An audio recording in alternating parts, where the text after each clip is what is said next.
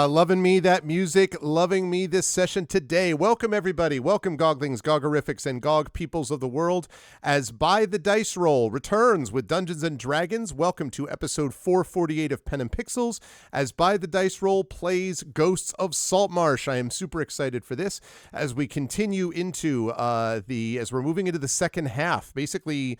Yeah, clearly the second half, maybe 60% through, actually, of the campaign. Very excited for this today. I hope everyone is doing well and is looking forward to what we are about to do in just a little bit. Before we get there, just a couple of quick reminders about ways to support us on this channel. If you haven't done so already, please follow us here on GogCom. If you haven't done so already, please make sure to subscribe to us here on GogCom's Twitch channel. And if you have not already done so, please consider clicking through and checking out our individual channels, because we have our own individual Patreons and subsystems and stuff like that. And also, let me remind everybody to check out bythediceroll.com. We are going to be ramping up fairly soon, folks, in terms of some video releases and definitely some social media management as well. We have got some things in the works. So definitely keep tuned in to bythediceroll.com and definitely make sure that you're checking us out here on GogCom's Twitch channel as we do that stuff as well. Very excited to return to D&D today. Next week we will be back here with some more Songs of Conquest, which I'm having a great time playing, actually. And then I will be over on my channel later tonight at 9 p.m. Eastern, with my voice team, the Our Vocalists, playing this very odd game, which is comes to us from GOG, called Growing Up. It's sort of a combination mini game, visual novel, voiceover thing. It's sort of a long story, but anyway, it's awesome. And I mean, I shouldn't say that. It's good. It's weird, but I dig it. So I'm really excited about getting a chance to do more with it. So with all of that said, though, it is time for us to get some playing going. So I'm going to unmute myself, and I apologize to anyone who I may have interrupted inadvertently. And then I am going to unmute them. And last but certainly not least, I am going to head over to reveal to you. That's right. By the Dice Roll is here. They are ready to go. It is Dungeons & Dragons By the Dice Roll, and Pyron has a cat's tail, and Saber does not, and Mike does not at the moment. I have a ponytail. He has a ponytail. Mike does not have a ponytail. He has a beard. He has a face tail. And Bruce have a ponytail. Bruce's hair is not in a ponytail at the moment. I think it's like, but it's sort of a. What would you describe that as, Bruce? Like okay, yeah. There you go. That's button tail. It's exactly right. And I am your humble host, Arvin Elleron. Also, I'm joined by my silent ninja cat, You could see Ganesh over there. I told Ganesh we were starting, and Ganesh's reaction to this was to purr at me and then go back to sleep. So I think that's pretty much sums up, quite a few things here. But I am very excited to have Die the Dice Roll back with us as we head towards the end of the year, playing some Ghosts of Saltmarsh because it's about to get real, y'all. I am here with the Saltmarsh Jewel of Kalen's Coast, gotten to us by, of course, Yep. We have these right here, so I wanted to make sure it's clear. Saltmarsh, it's a pleasant place. Honored by your glamorous host, the collector's edition tourism guide to Saltmarsh. Very excited for don't that. Go here, don't go there, don't go anywhere else. And one last thing before I introduce everybody, which is, look, if you will, chat, in the new 2024 Dungeon Master's Guide, look what, to my wondering eyes, should appear, but a new map of, and it's the same map as the one I have up there, so I don't need to put it up, but it is a new Greyhawk map because they are pushing Greyhawk as an alternate setting. Forgotten Realms is still their main setting. It's going to stay that way. But Greyhawk is an alternate setting that they are pushing in the new Dungeon Master's Guide, which I think is cool because we happen to be running a campaign setting Greyhawk. So what you're saying is it's entirely down to us. Well, it actually said inspired by the yeah. I knew that. Pretty much exactly right. We were ahead of We're bringing Greyhawk back. That's right. We're bringing Greyhawk back. We're bringing Greyhawk back. Yep. Okay. Anyway, so it's going to be awesome. Yes, in the new 5e DMG. I'm very excited about that. Also, separate note, humble brag, my friend Zach Clay is one of the consultants listed in there for the Dungeon Master's Guide, and he was here in my office when he was giving them feedback, so that was pretty cool. They got his name in the book and all that. Anyway, very cool, very Greyhawk stuff. So let me introduce all these lovely folks. Let's get them introducing and let's get playing. I will start with the person on the left, bottom left of your screen, and that is the amazing and awesome Pyron Jade. Hello, Pyron. I hope you're hanging in there okay. How's everything with you? Who are you playing today? That being a relative term, hanging in there.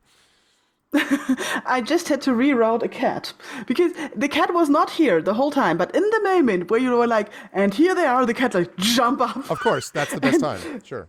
And she has gotten a bit ruthless recently and has been stepping on my keyboard and stuff like that. So this was a dangerous situation, but I've now successfully rerouted the cat, and it's like in the whole Flintstone movie. I hope the cat stays out for the night. That's right. So, I'm hanging in there. And I actually discovered a nice little game, like when you find this game that nobody actually talks about. It's just like $5 and you play it and you have a few hours of fun. So it's called Technotopia. And it's a little bit like Islanders or Dorfromantik. So it's like this thing like where you put down stuff on a map grid and then you need to get certain points to continue in all of this. And it's really nice. Some nice stuff. So if somebody's looking for a little game, nothing huge or too involved, Technotopia is a thing. But tonight I'm not playing. Sorry, Prince Justin asked the name, so I'm going to put it in chat. Technotopia. Is it like that? Yes, it is. Yep, there you go. Technotopia. Yeah. Very, very there cool. it is. It's very cool. Yep, I can put a link later. Cool. So I am playing Waves Crashing Against Rocks tonight. Kenko Paladin. Not the kind of paladin who smashes undead. So that. As I see, there might be undead in our future. That's gonna be interesting, I guess. But yeah, looking forward to it. Sounds like a plan. I mean, I don't know why we assume there's going to be undead. I mean, yes, we talked a lot about skeletons, but that's just everyone has a skeleton. The undead summoning horn. Yeah, well, look, we all, Saber, we all have a skeleton within us, really, is just what I'm saying. Just been carrying that for like 3/4 of the campaign. Inside, we are all just bone men. Well, we're all just bones. My Eberron campaign the other day, literally, they were going through this one particular thing, and it was revealed. This is a bit of a spoiler, so if you haven't seen Eberron yet, mute yourself for a moment, or mute the stream for a moment. But it was revealed that a Rakshasa that they had encountered earlier on was masquerading as a Gynosphinx literally 12 levels later.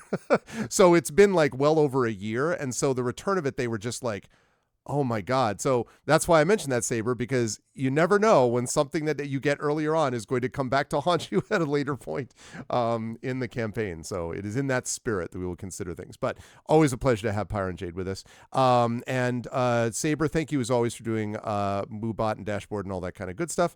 How are you doing today? I am excited to see what Morthwell gets up to. Who are you playing, and how's tricks and all that good stuff? I'm very good, thank you. And today I'm going to be back to Morthwell Gogoniant, dwarven artillerist with more than a few tricks up his sleeve, in his belt, concealed in his helmet, complete the shield. All other places. Some places you don't want to know about in a Safe for Work broadcast. Exactly. And these folks are level 5 now, remember. So now Morthwell can do like 65 times the, portable cannon work that he was doing before. Quick plug for that YouTube short, since we were talking about it earlier. But if you want to see more stuff like that, Morthwell is capable of it. That's very funny. Yes, that's right. You should put a link to that short in here too. But always a pleasure to have Saber with us. Also a pleasure to have Mike with us, also known as Peripheral Mike, also known as Wholesome Horror Gaming. It's good to see you, Mike. How's life in the universe with you? I appreciate the majestic beard, growing more majestic. How's everything with you and all that stuff, and who you're playing tonight? Everything's good, to be honest with you. I've had a lot more free time on my hands. I recently got made redundant, which has been now been public knowledge. Boo, capitalism, boo. Yeah, seriously. But it does mean that I've had more time to do some creative stuff. So keep an eye on social media for that. But today I'm very excited to be stepping back into the, I'd say slightly knackered shoes of Silvo Janus Bertulus, as he is kind of just right now along for the ride. And in this archive kind of wants to understand if there's any like, hey, beginner's guide to magic for sorcerers who don't know what they're doing books sort of thing. So yeah, I'm excited. Very, very cool. I am also excited to see what Silvo gets up to, as always.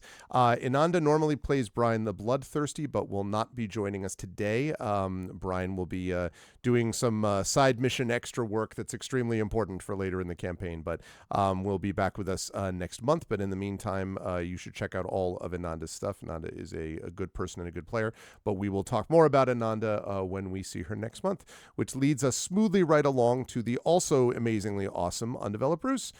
Bruce, it's good to see you. I hope all is well with you. I was saying before in the green room, Bruce was talking about taking the dogs out in the snow, and I was just reminded of like exactly how much fun it was to watch my dogs in the snow, at a certain time. And I was like, oh. And then I remembered that it's been a while since it snowed here. And then I thought of climate change and got depressed. So instead of that, I'm just going to go back and say instead, I don't know why I went that direction, but anyway, no, it was a fond memory anyway, my dogs in particular. So I'm glad to hear that the dogs are doing well. But beyond that, how are you, Bruce, and who are you playing today?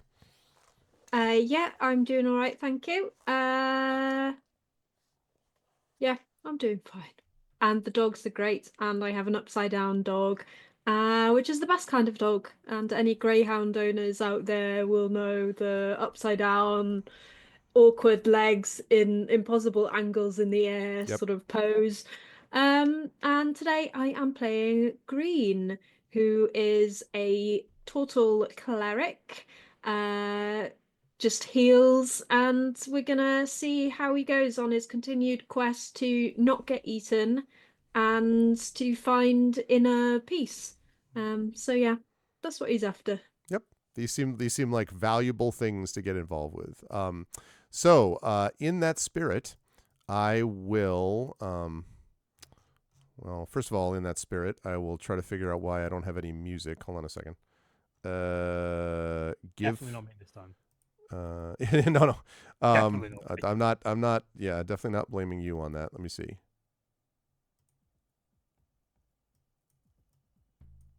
Okay, there is music coming there.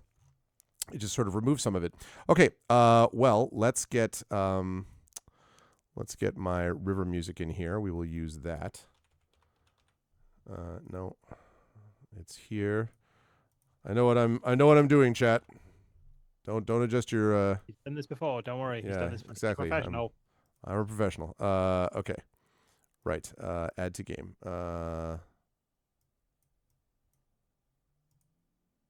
Boy, am I glad we don't have to go to an island full of undead. Not like that's been prophesized or anything. That'd be awkward, wouldn't it? Yeah, who would do that? There we go. We Okay, great. derailed the entire campaign by never going to sea again. By never Got the exactly. feeling. It just became Yeah. became Duds of Saltmarsh was the name Yeah. of it. Like just like The you know. land lovers of Saltmarsh. Yeah, exactly. Cowards of Saltmarsh. Anyway, yes. So in I think our you'll find it survivalist. survivalists of Saltmarsh, The sensibles of Saltmarshalists, Saltmarsh. if you will. In our last session, the crew has recently returned from a harrowing experience with a ghost ship with a new companion on board, the aforementioned Turtle Druid Green, and had Turtle Cleric Green, sorry, and has returned to Saltmarsh for some answers. In particular, the crew has discovered that what they brought back to be able to give to Anders Solmore and company, which they thought belonged to Anders, apparently doesn't belong to Anders, but might have belonged to someone else with the first name initial beginning with A, and that might have been Aubrek, the Prince of Pain. Now, this is one of the Sea Princes, and the Sea Princes are bad news. They are essentially one of the leaders of the pirates, which have been a scourge to the coast of Caeland and specifically to Saltmarsh for many decades now. And it's possible that one of the worst of them, the name Aubrek, who was also popularly known as the Prince of Pain, might have had this box, which is made worse because of the fact that the Emperor of the Waves, which is the ghost ship that they found, was originally owned by Aubrek. Put all that together. Thank you, Singularity, for the Prime subscription. Appreciate that. Thank you. And as a consequence of that, it means that there are a lot of sort of assumptions that the party needs to think about in a different way, because the party is still trying to get enough support from the council of Saltmarsh to be able to get the council to do what no council in any role-playing game ever has done on its own, which is to do the right thing and defend the town. It always takes people a long time to figure out, wait a minute, maybe it wasn't a mistake the whole time. And so the party now has been able to gather enough information that this imminent attack from the Sahuagin may at some point be passing by this place, which has a number of undead things on it. By going to Eleanor, I believe it was, who is the sort of local town librarian, I guess you might say, the party discovered that there were a lot of details about that chest. I mentioned the thing about the A possibly belonging to Aubrek, but also that the Sea Princes and so on would have in the distant past perhaps allied with the Sahuagin, and that there was an isle that the pirates used to raid and that others have often used as a sort of central strategic point. And that is called Abbey Isle. And in fact, the chapter that we are currently playing is called Isle of the Abbey. What a surprise. Now, this is a normal place with, normal building and not at all hordes of undead that might be rising up from the dunes according to a vision that Morthwyl might have had. I'm sure that there won't be any issues with any of this, especially once Morthwyl discovered that he has a horn with a glowing blue skull emblazoned on the left side of it, which supposedly is a horn of the unliving. What exactly that means in terms of who it summons, we'll find out. Morthwyl might want to just walk right outside this here library and summon some undead right here in Saltmarsh. I mean, who knows what it is that Morthwyl's going to do, but definitely the party has had to deal with this not just here, but also in the silver mines that they went to, where they found there were aforementioned undead coming from the ocean and apparently coming from the direction of maybe the Emperor of the Waves, but also maybe the Isle of the Abbey. And so a lot of things seem to be pointing in the direction of the Isle of the Abbey. And so now the crew has to decide, are they going to set off for the Isle of the Abbey? Are they going to try to gather some other information, or do they have essentially what they need? How long can they afford to wait? And what has happened to the inn in which Silvo spent many a pleasant hour, which seems to have been locked and shut down and seems to be deserted, including the friend of his that used to run that place. What's going to happen there? And so with all of those uncertainties and loose ends before us, I'm going to hand things back over to the party. This is shortly after the party has discussed things with Eleanor. So the question is, what would the party like to do? Well, I'm not blowing my horn, I can tell you that much. Yeah, immediately was on. That's going straight in the back of holding. Let's make that a pocket dimension problem. Mhm. Yeah, that's somebody else's problem. As I you pocket put it the in there, bag, air goes through it, and whir, so just a bunch of skeletons in the bag of holding. Like, but in the bag of holding. Yeah. Oh, more fun than a Just bag of passes it. skeletons. bag of Yeah. skeletons. Oh, what's this? Ah, got your bag. You can Surprise! have it, mate. It's skeletons. Oh, look, amphibia. Right, anyway. Oh, this is very humorous. Hey! Sorry, Bruce. Oh God! All right. So, do we know where this island is? Yes. You are able to get, I mean, you can get directions to it pretty easily. There's actually a local, like a small little island that's kind of a staging area right near Abbey Isle. And might be able to give you information about that as well. As I mentioned, you know that pirates have spent a lot of time around Abbey Isle. So going to this other island, which is just short of it, which is like maybe an hour off the coast with a lighthouse on it, the old lighthouse keeper there, might have more like immediate information about what's on the island right now. But as far as you know, you have the directions to get to it, yes. I have no reason to think that we shouldn't go to a lighthouse on an island. Nothing creepy or weird ever happens in lighthouses. We should go there. I mean, I don't know. It sounds a lot like that vision I had. Beaches and abbeys and skeletons from the sand.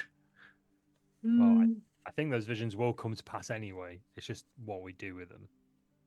Like, Well, the last one was a giant tentacle monster that nearly did us in, so... but it nearly did us in. And not only did we not... How am I the voice of optimism? Not only did we Yeah, not, we haven't even been paid yet. we also gained a friend as well, an emotion. Oh, yeah. I'm like, If but you had that's a not very Who come- also has point. not yet been paid. That's a very I good would point. have been eaten.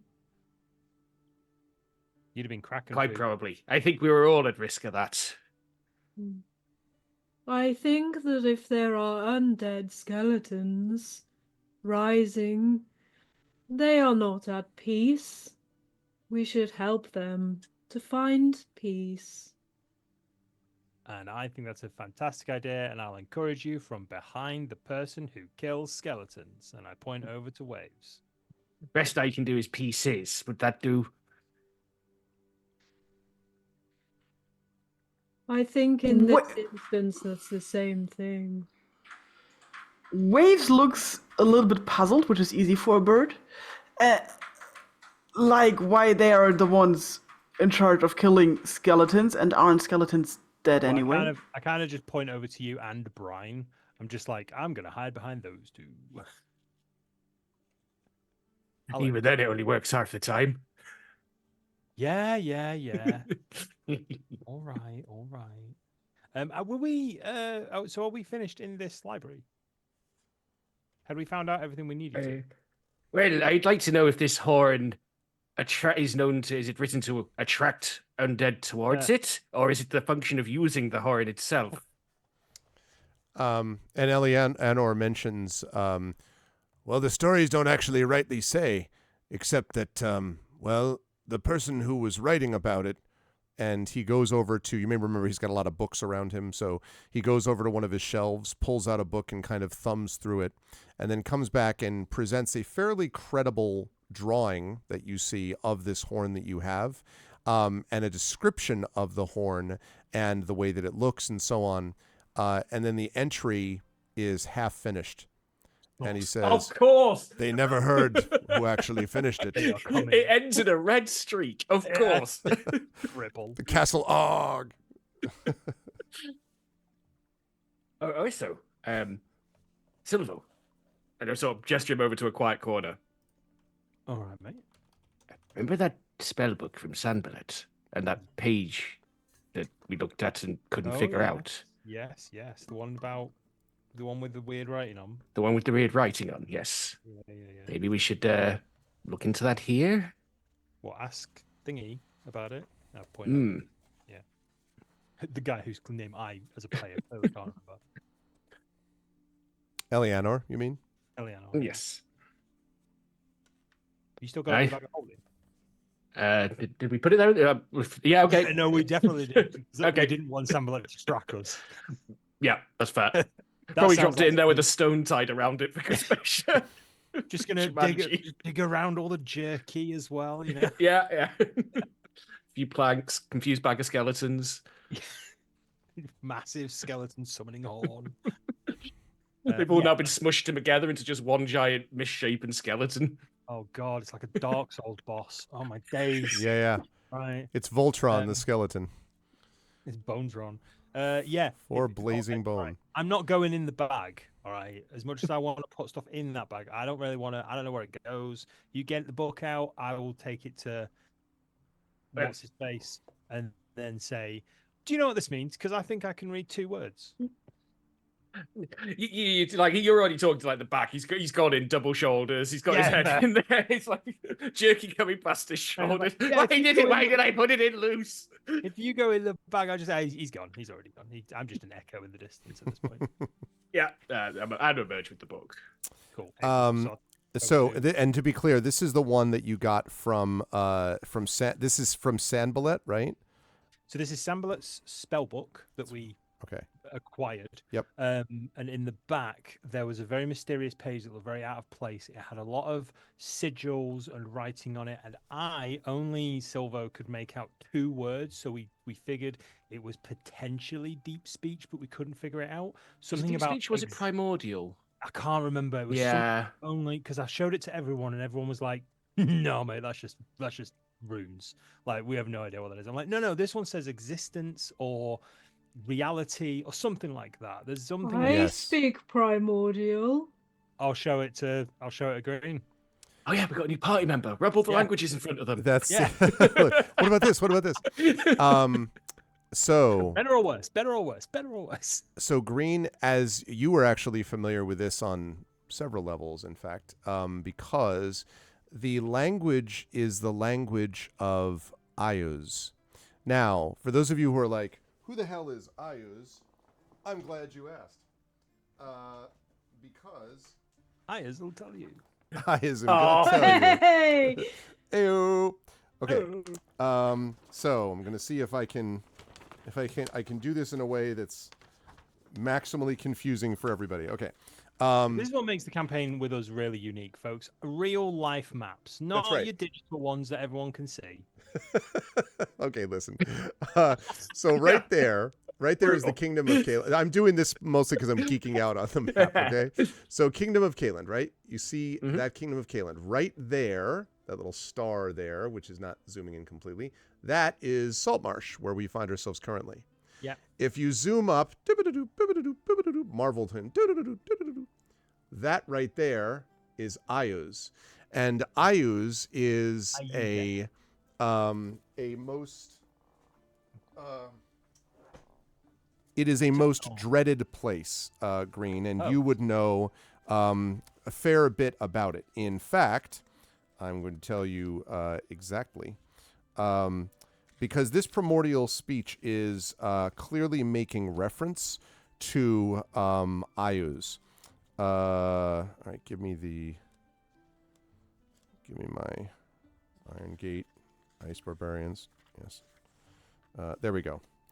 So, the Greyhawk Wars, which began a long time ago, began as the result of a dangerous gambit of Ayuz, who is known as the Old One.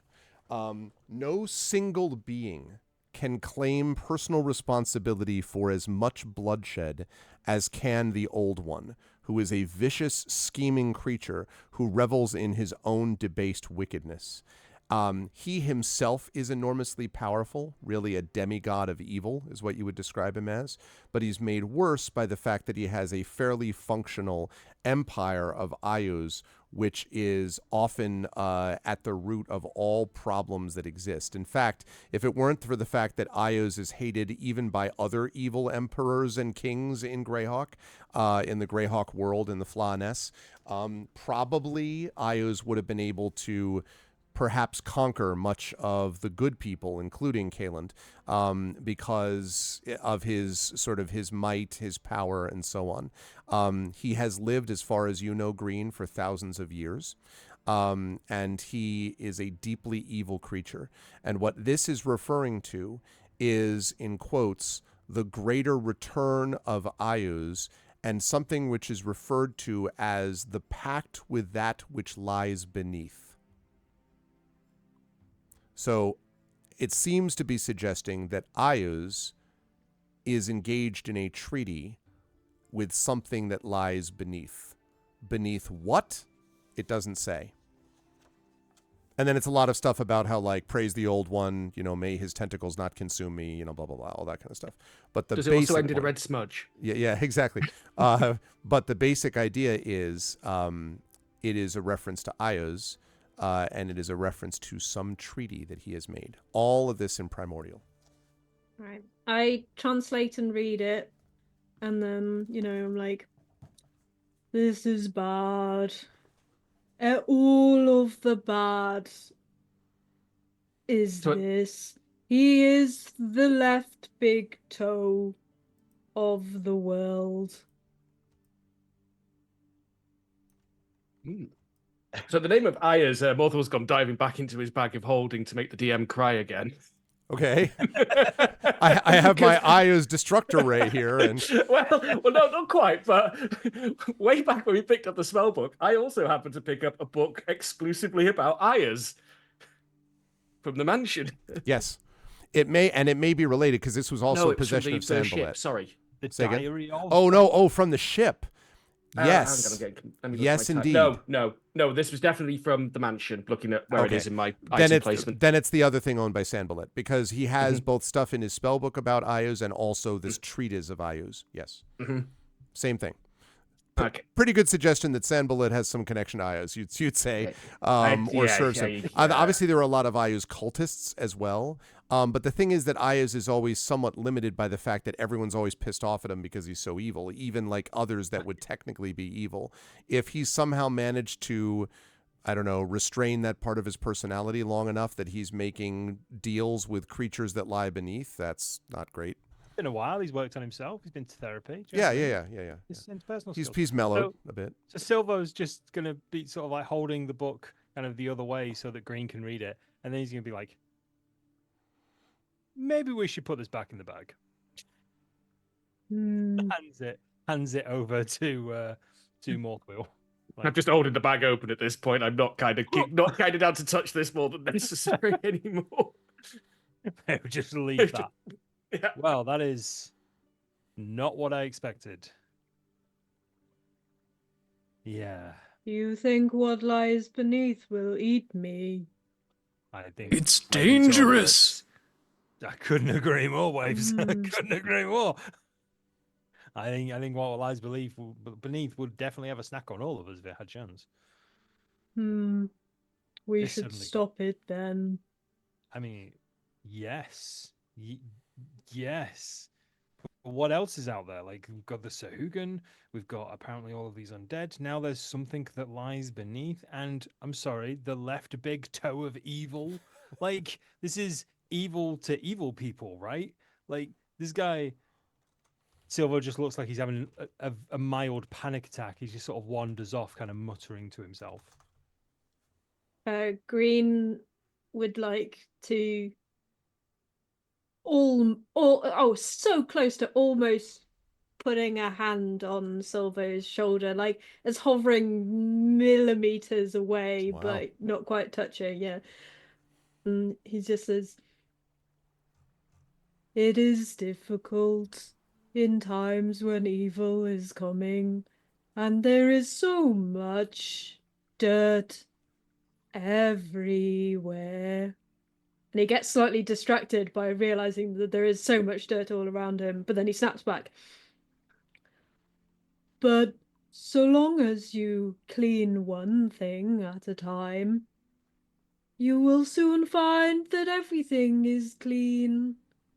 And he sort of demonstrates, and Silver's never been cleaner in his life,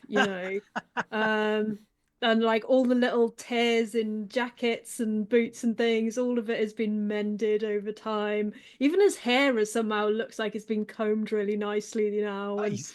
And so I believe there's a will half elf clean- under all that. We will clean one mess at a time, and then hopefully we don't get eaten. Wouldn't being clean make us more appealing to be eaten? Huzzah! Excuse me, I need to go and think about something.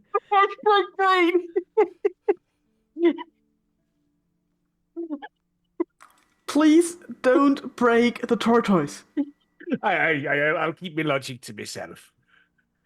He goes and he tries to put his hand in the dirt to like dirty his hand, but he just can't do it. I will have to be eaten. I'm sorry. He's coming around to accepting that like he's just tasty. He can't help it. Thanks Why for couldn't I have been okra? So I was just sort of sat against one of the bookcases now. He's like, just one thing at a time, right? One, like Green said, one clean thing at do, one step at a time. Let's clean the lighthouse. We need to find out if Waves. everything's connected or if it's separate factions with multiple schemes afoot would be quite useful, although we'll need to find a place to start. I forgot about that as well. There's a group of nutcase cultists dotted around trying to kill each other and kill people, aren't there? Well, the Yeah, important the thing Red- is they're not Red trying to kill Brotherhood us or right something? now. Not yet. Red or Sisterhood? Scarlet Red- Brotherhood? Scarlet Brotherhood. Yeah, that's Scarlet. I knew it was Scarlet something in Brotherhood. that direction. Right. I mean, yeah, so I repeat what lies below and then make some of the noises that we had on our ghost ship recently, like tentacle and crashing noises, and look at everyone. It did lie below. Hmm. It could be that. What if it's something bigger though? Oh my god! What if it's like bigger than that? I look at the librarian and hope that somebody describes what we have seen. Well, if you present that as a question, the Yeah, this is like a hidden conversation. I don't. right, think. okay. So the Well, Silver's librarian, definitely having this breakdown in the middle of the room. So, yeah, Okay. I do my charade and then I point at the librarian and look hopeful at my companions. the librarian says, "So it means that you've seen some terrible thing when you were with that ghost ship, hmm?" Something I attacked make us as- tentacle movements. Oh, and he, so he sort of frowns and his eyes narrow, and he goes over and at the bottom shelf of one of his bookshelves, he has a whole bunch of flattened out parchments and things like that, and he kind of sorts through them. Several clouds of dust go in the air, green, and then pulls out one piece of parchment and brings that over. And puts it on top of the table, and he says, "I've only heard rumors about this. Anyone who's lived in a place like Saltmarsh has heard more than their share, but, well, if what they say is true, then this is the kind of thing that could be involved with anything." And he points down, and you just see this massive set of tentacles crushing a wooden ship. It's a drawing of it, crushing a wooden ship. And he says, "There was a time where this thing roamed the waves, and there were many ships dragged down to their watery doom. And then all of a sudden it was gone as soon as it had come, and ships no longer were attacked. But if it's returned," and he shakes his head, a kraken, well," and he kind of shakes his head and sighs, and he says, "That's bigger than any of us, for sure. But there's not a lot to be said about it. There's not a lot to be said about it, though. No one's ever had a conversation with a kraken, at least not anyone that has lived to tell the tale or wants to. But there's some that say that kraken are telepathic, that they control the minds of other creatures. And then there's some that say that they use their power to gather armies to them, and that someday they might attack the land. And then there's others who say they just wait and kill people once in a while for the fun of it. I don't know what the answer is, but I wouldn't want to face a kraken, not if I were an adult dragon breathing fire down at it. How would the Sahugin feel about a kraken? Would they feel it's a threat or something to follow? He frowns and then does the universal, why not both?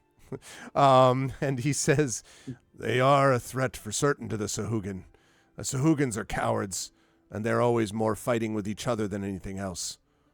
But if there were something to bring them together, something that they felt the need to serve, well, he said, if what you're saying is true, you've run into a much bigger problem than just some undead and the sea princes.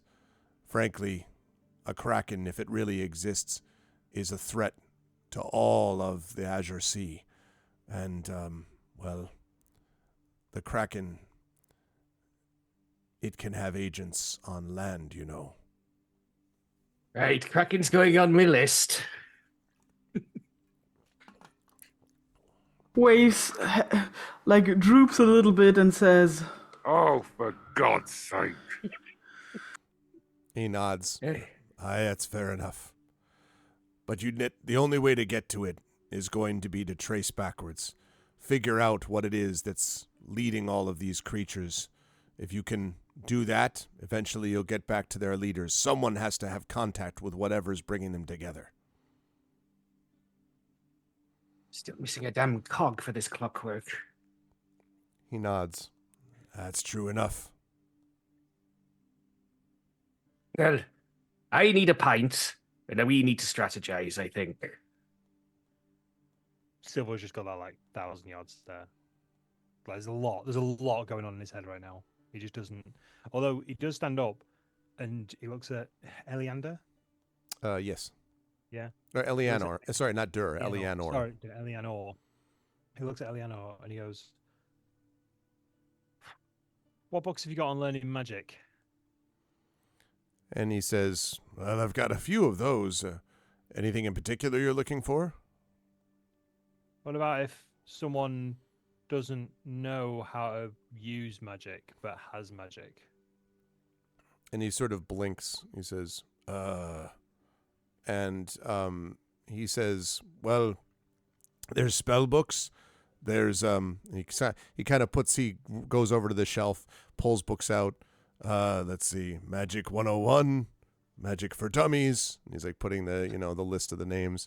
The Lonely Planet's Guide to Magic, and he's keeps going through all these, and then he's like, he said, What if someone didn't learn magic originally? What if someone was born with it? Like the sorcerer types, like you hear about them in the stories, like the children of dragons and stuff like that. Like, and what if it was that sort? He takes all the books and he puts them back on the shelf and then turns to you with a wry smile and he says, I've got no books for those. If you learn the magic yourself, then only you'll know how to control it in the end. No one writes books about people like that. And the reason is there's nothing to be said. You can't replicate what someone like that does. And I'm sure whoever it is that's speaking to you is totally normal.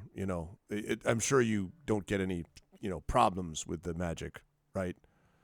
Everything's fine. Yeah, no, absolutely, sure, right. no problems whatsoever. As Silvo glances slightly back at the rest of the party to see if anybody argues. Does no problems. Green know if there's any problems with the magic? Not at this point. Not yet. Okay, You've not seen an outburst yet. can Green do an insight check? Sure, actually. Sure. I would like to pretend like everything is fine and I'm not worried at all. Mortal's looking extremely uncomfortable because he doesn't like lying, so he's just trying to not say anything instead. Yeah, that's fair. So we're looking at 11. Yeah.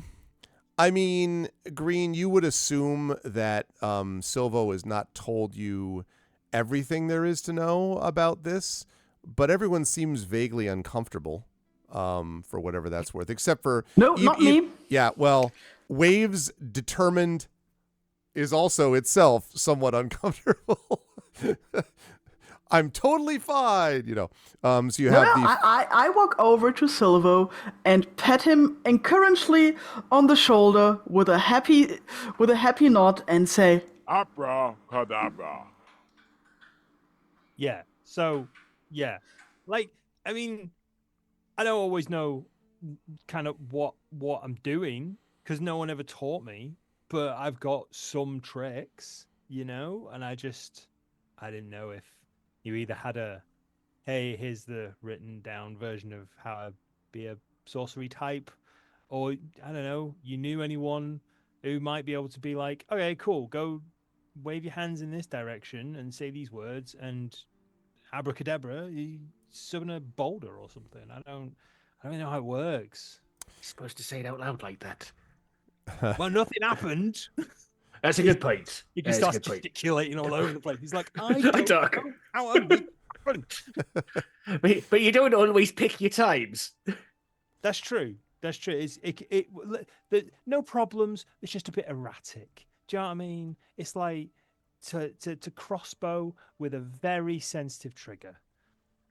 That's all I can think of. Also, I was wrong. It is Eleander, not Eleanor. I apologize. It is Eleander. And what he says is, he's like, well, the only one I would speak to about that is someone that we haven't seen in town for a while, but I know that he's gotten home recently. And that's Keladek. Now, none of you have had a chance to speak yet about Keladek, but Keladek is quite a figure in town that Silvo you would certainly have seen on occasion, and Morthwheel knows. Keladek is called Keladek the Unspoken. He does not say a whole lot, and is very intimidating. He has, as you recall, dusky skin, a bald head, and a bright red silk turban, and is nearly 7 feet tall. And he came from Ket, which is a distant kingdom that a lot of the locals around here find suspicious and frightening. And rumor around town claims that speaking his name aloud allows Keladek to eavesdrop on a conversation for a short time. So that is what you know a little bit as far as Keladek is concerned. And there is a tower that is outside the town where Keladek lives. That's the sort of resident mage expert, but you've avoided him in part, I think, because you wanted to,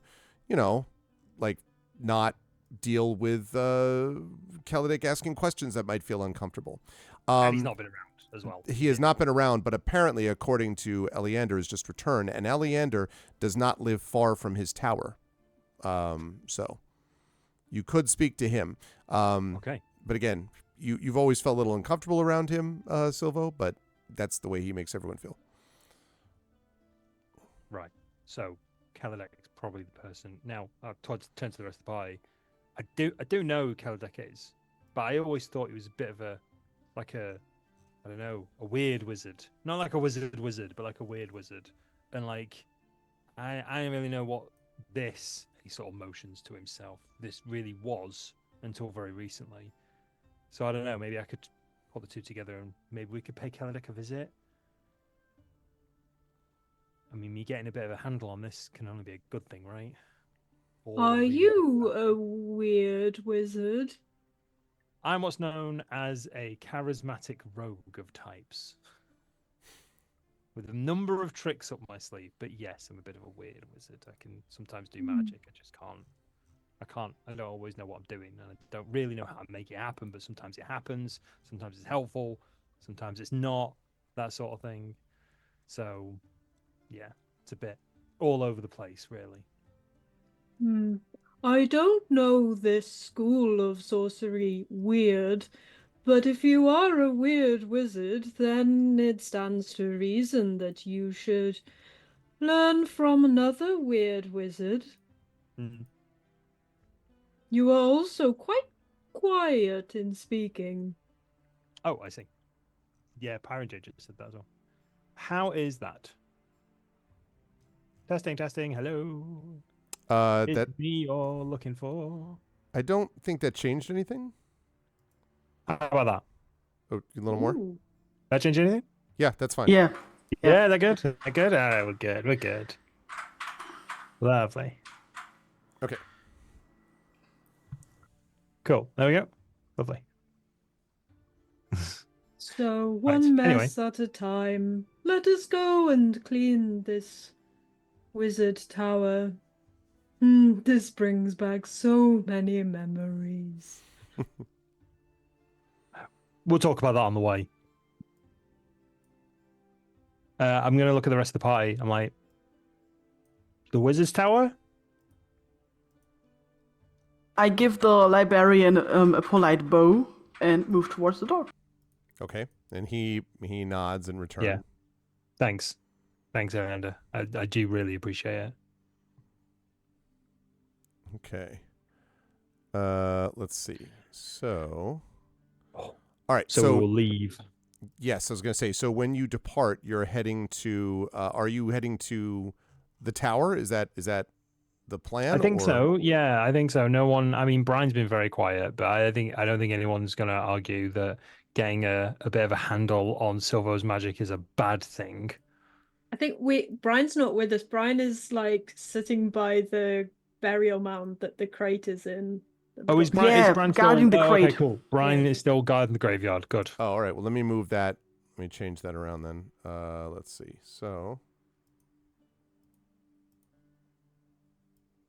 all right.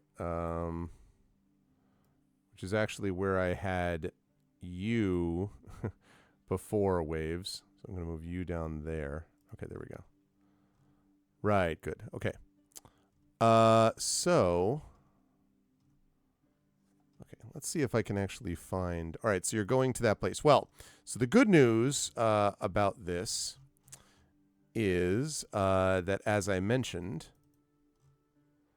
Kelidik is pretty close. I'm bringing you down here, Silvo, just so I know where everybody is. Cool. Right Sorry. here, Where am I? There I am.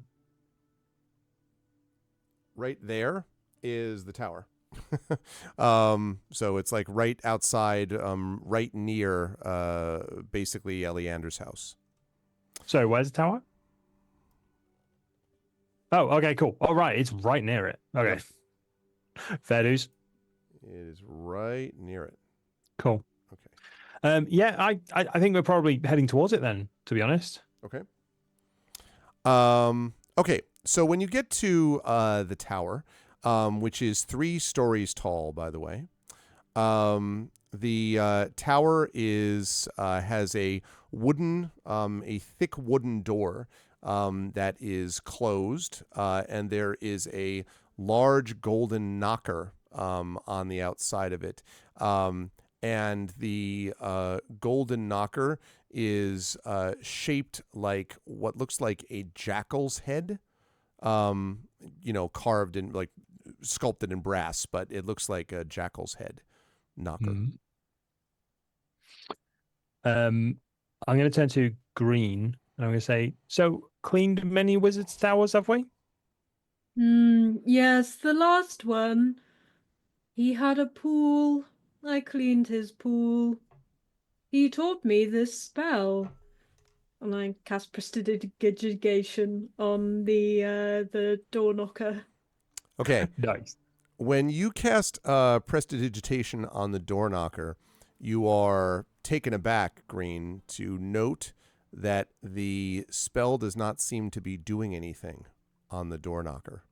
Now, the door knocker is fairly clean to begin with, but it does not seem to be accepting the work that your magical spell is attempting to do. Can I try it on the door? Around the knocker? Same effect. The wall. Wizard's tower, I guess. Same effect. Window. Same effect.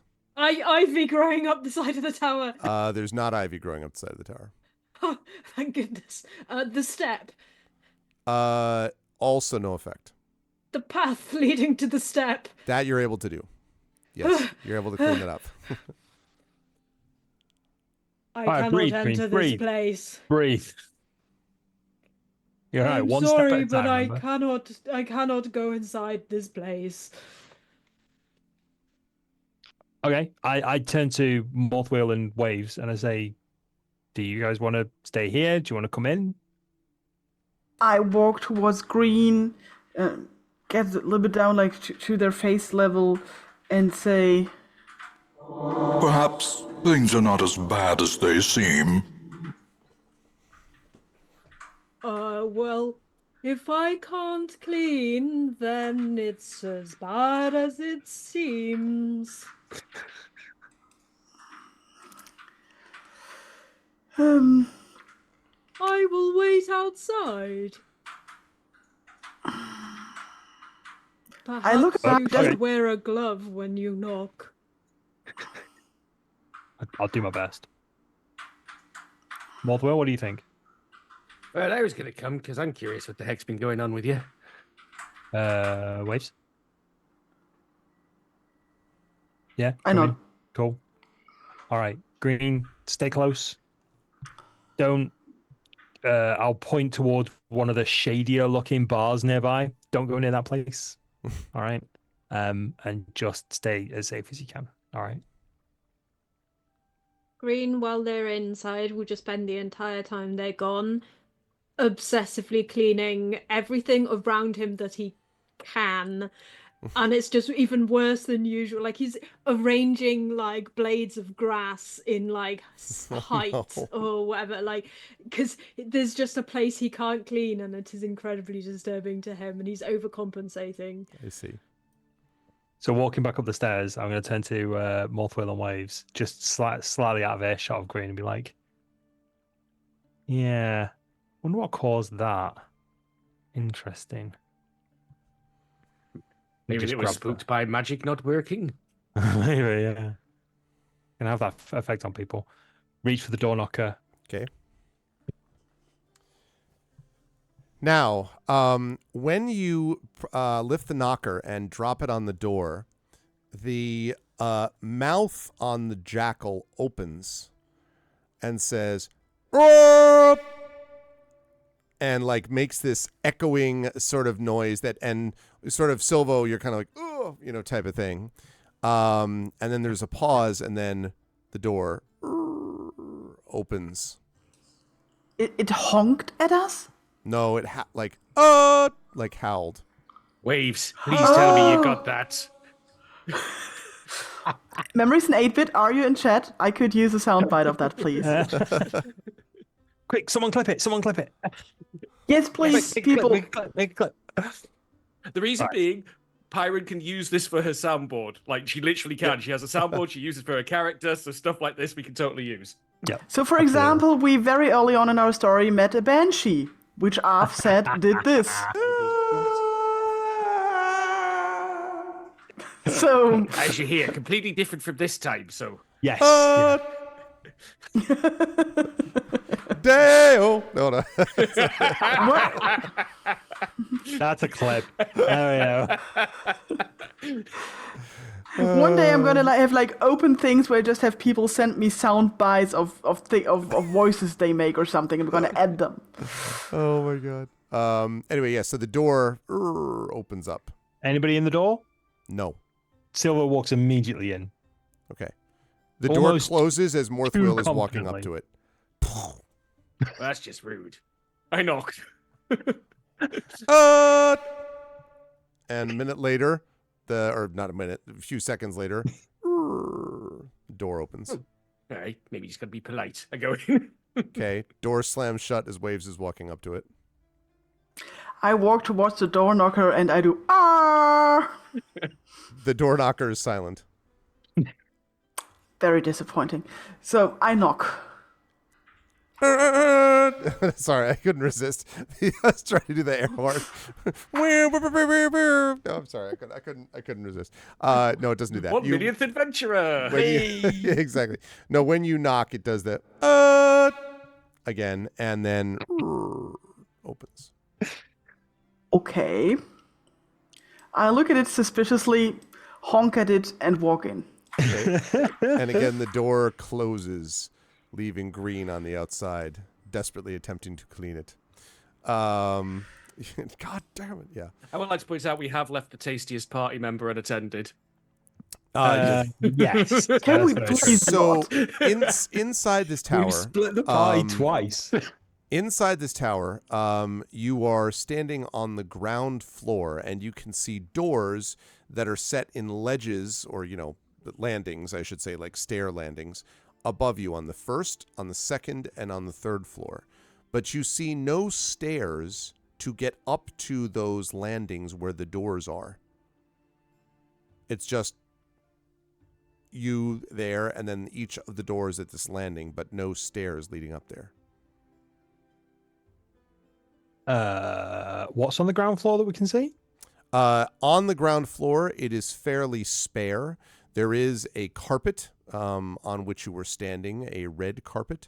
And otherwise, it's just the wooden door and the circular stone interior of the inside of the room.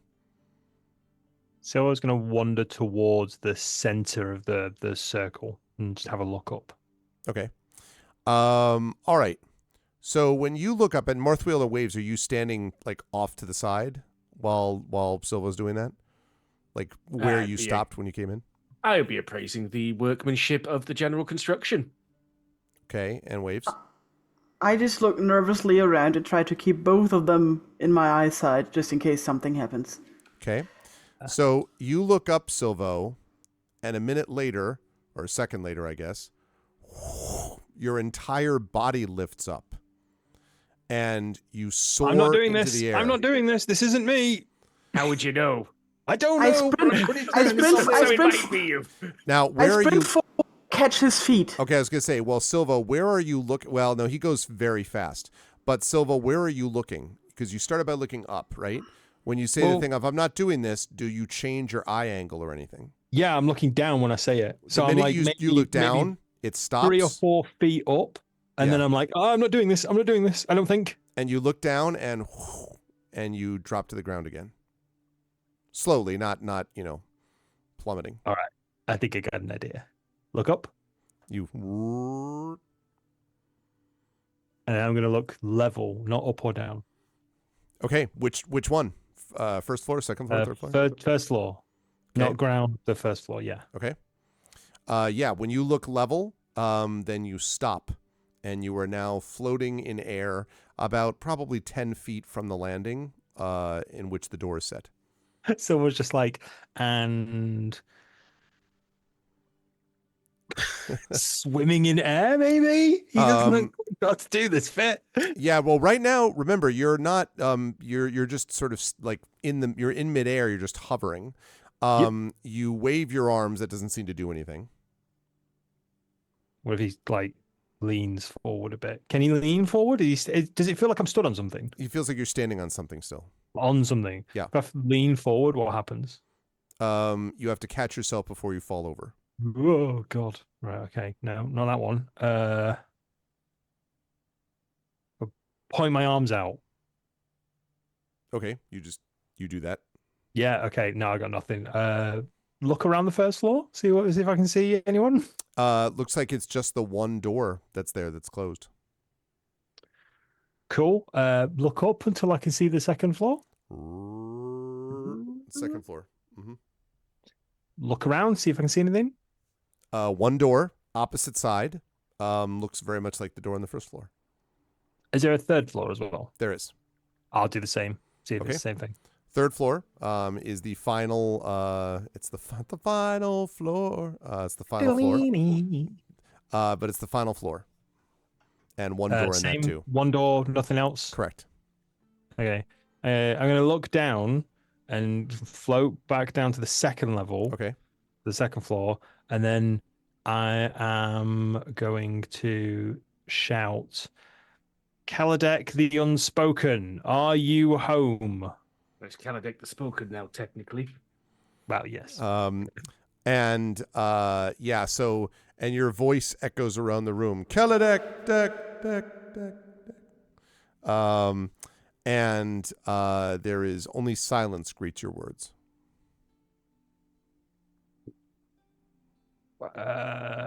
See, now you've gone and spoken it. Told you. Now I've ruined it now. That's Celtic the spoken, yeah. Yeah, I immediately plummet to my doom. You said the name. Okay, I'm going to lower myself down to the ground. Oh. And I'm going to sort of get my footing, walk over to Morthwell, and I'm going to say, I have no idea how to control that. Like, I look up and I float, and I look down and I go down, and I'm like, I can't get to the ledges or the landings. Okay. Like, I've no idea what to do other than shooting the doors.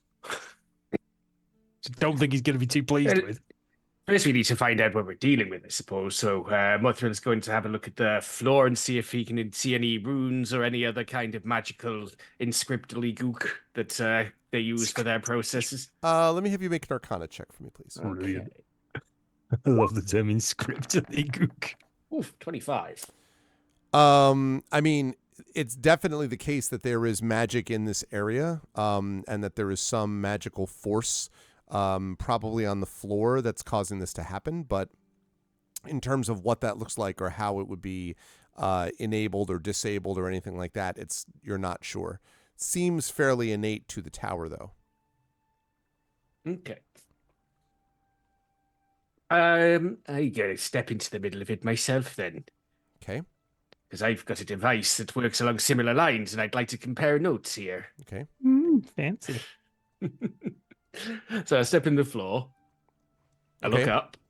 And you lift up. Okay. So just going up to the first floor. Okay. All right. First floor, you Because stop. I'm smaller, I have to factor that into my potential Yeah, your calculations. falling incident. So you do stop at the first floor Right. when you choose to. So a moment it feels like we're floating. Yes, although, yeah, like I said, it feels like you're standing on something, even though as you look down, it definitely looks like you're on air.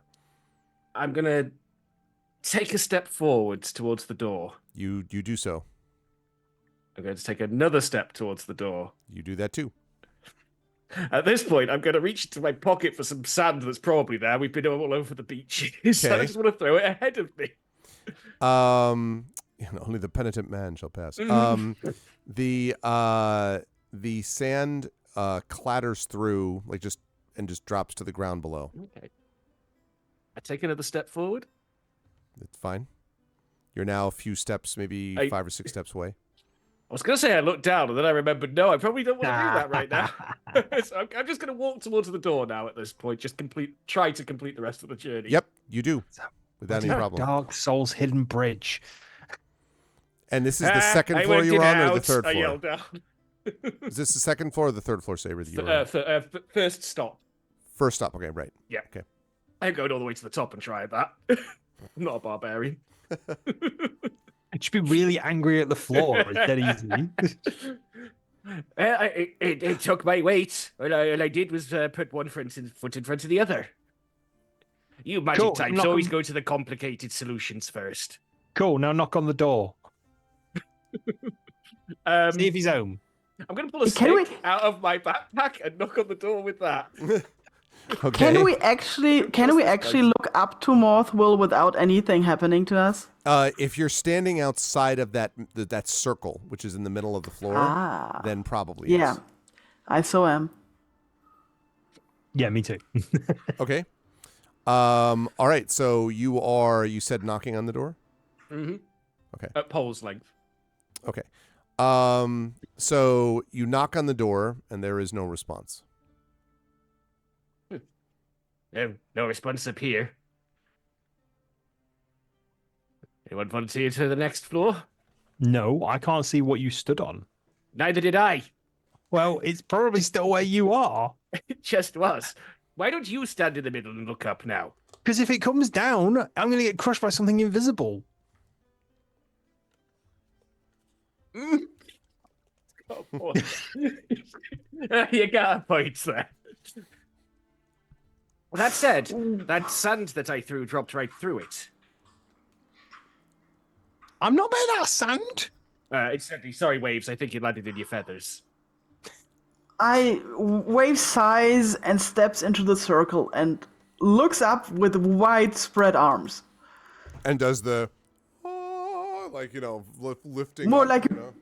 More like a bird that usually does not fly. Exactly. It's glorious. Waves, I think, is the way to Yeah. describe that. So I try to stop to the door and also make like walking motions, but I'm still like doing the T pose. Yes, it is a little. You feel a little odd in that you're sort of walking over the T pose. Assert that dominance. But you do walk over successfully to the door. This is the first Okay. floor, I believe, which is where Morthwill was. As I always assume that everything is noise based, I howl at the door like this. Did not come. It did. Okay. Nothing Heard that. happens. Okay, I air horn honk at the door because apparently that was the second option. I really want that to work, but it does not. I knock at the door and say hello. What the hell is that? Oh, okay. It's a parrot hello. It's a bit longer. I'm sorry. I was like, wait, what, where? Okay. So, you knock on the door, and you hear something open, but it's not the door in front of you. I try to turn around without taking my arms down. Okay, you can do that. Do I see what opened? Not just by turning around, no. I carefully look up. And you can see that you're headed up towards the floor. The door on the second floor is open. And it's open. The door on the second floor is open, yes. I try to just stare ahead, not look up, not look down, and say, We're just gonna wait here for a little while until things quiet down, if you don't mind. Okay. Morthwill is going to, because he's got to know. He's got the pole, and he's jabbing it between his feet. Morthwill, you have the very uncomfortable experience of jabbing the pole and feeling it without resistance go between your feet, and yet you're still standing somehow. Oh, I don't like that. Don't like that at all. I don't like that. I'm stood down here. I don't like that. Come on up. It's perfectly safe. Right, yeah. So now what happens if you We're look here for up- your benefit. Yeah, I know. Go get me a wizard. Damn yourself. This is a wizard's tower. This place is dangerous. Yes. So what happens now if I stand in the center and I look up? Do we all go up? Explodes. No, just you, because Just right me, now right. Morthwill is standing by the door on the first floor. Waves is roughly speaking halfway between the first and the second door, staring ahead with a look of death at the wall. And Silvo, you float up, if you look up, that is, to wherever you're going. Where are you stopping? Second floor. Okay. Well, actually, Waves, did you make a noise when you saw the door open? You did. You said you were going to wait there for a while. I'm Okay, gonna I'm wait gonna- here for a while. I'm going to go up to where Waves is. Okay. You're halfway between now. First and second floor. Okay. I mean, next to Waves, because that's where Waves stopped. Oh, right. Okay, cool. Yeah. Sorry, I just saw Darksaber's comment in chat. Yes, absolutely. Or the clock tower from Yeah. Castlevania 4, right? Yeah. Okay. I'm going to gingerly walk forwards hopefully onto the landing of the second floor. Okay, you're going to have to go a little higher than where Waves is, though. Okay, 'Cause yeah, you're- that's fine. I'm gonna go up to the second floor, and then I'm gonna stop where Waves is, sort of give him a nod, and then look up, and then gingerly kind of tiptoe step my way, like Urash used to check for traps. Yes, Do you know what I mean? indeed. Like he just sort of stamping his foot. That was the forward. method. Yeah. Okay, yes, This you're place is able to completely walk safe. up with no trouble to the door, but as you get up to the second floor door, the door closes. Rude. I'm gonna knock on the door. Okay. So I want to be clear. I got the order of operations. Oh no. I just want to make sure I got the order of operations. So the first floor door, you knocked on the first one, right, Waves? Or Morthwill Yes. did? Okay. Wait, Waves open that No, one. I Okay, that's knocked right, that's on right, the that's first one. The second one That's right. opened, Yep, I got it. and When you Silver knock on the flipped second up, one, door closed, Yep. and he now locking. Yep. Silva, when you knock on the second one, you hear it something, a door opens somewhere. I had a door open. Is it Okay. downstairs? Hey, check in front of my face. Nope. Oh. Nope, Waves, nothing down here. Waves, go up. Go up to 3. 3, go up. Waves makes a little drama noise and looks up. That goes up to the third floor. So Perfect. you lift up, and indeed the third door is open. Third floor door. Okay. Is it open? It is open. No, I'm asking Waves. Oh, you're asking Wave. Sorry, I beg your pardon. Yeah. I agree. See if you can go towards it. I walk towards it. You were able to do so. And it does not close. When you get up to the outside, you hear, "It is time to come in and stop these games." You hear from Thanks for inside. Cub's belly. I was going to say, is it just Waves that has that? No. No, it's all- Well, I mean, I guess it's not like a loud, like booming, but Waves hears it more than anyone else. You probably Okay. at the second floor hear it a little bit, Silvo, but Okay, if I feel like nobody has heard it, I'm gonna relay it. okay. Cool. And then Yeah. I'm stepping inside the third floor door.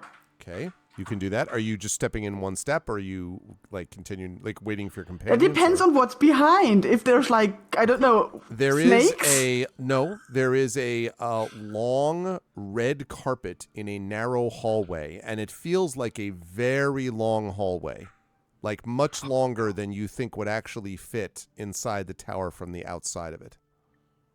Oh, God. Okay. Architecture by I Lady step- of Pain. God, I it's layers of stepped- fear all over again.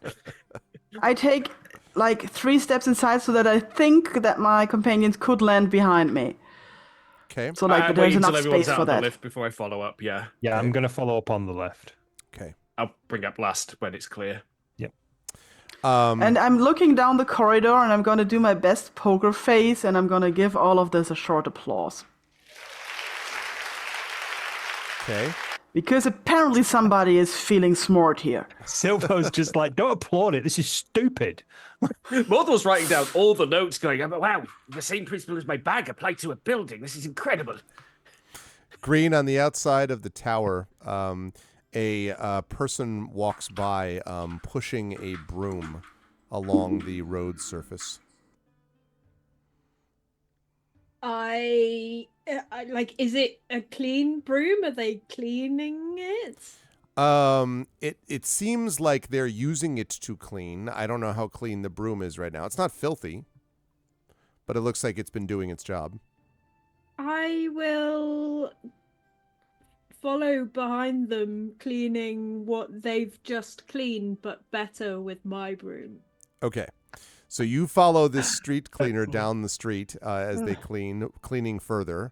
I will come back to that. And Green was never seen. Exactly. Never seen again. It was, and a dreamscape opened. All right. Did himself.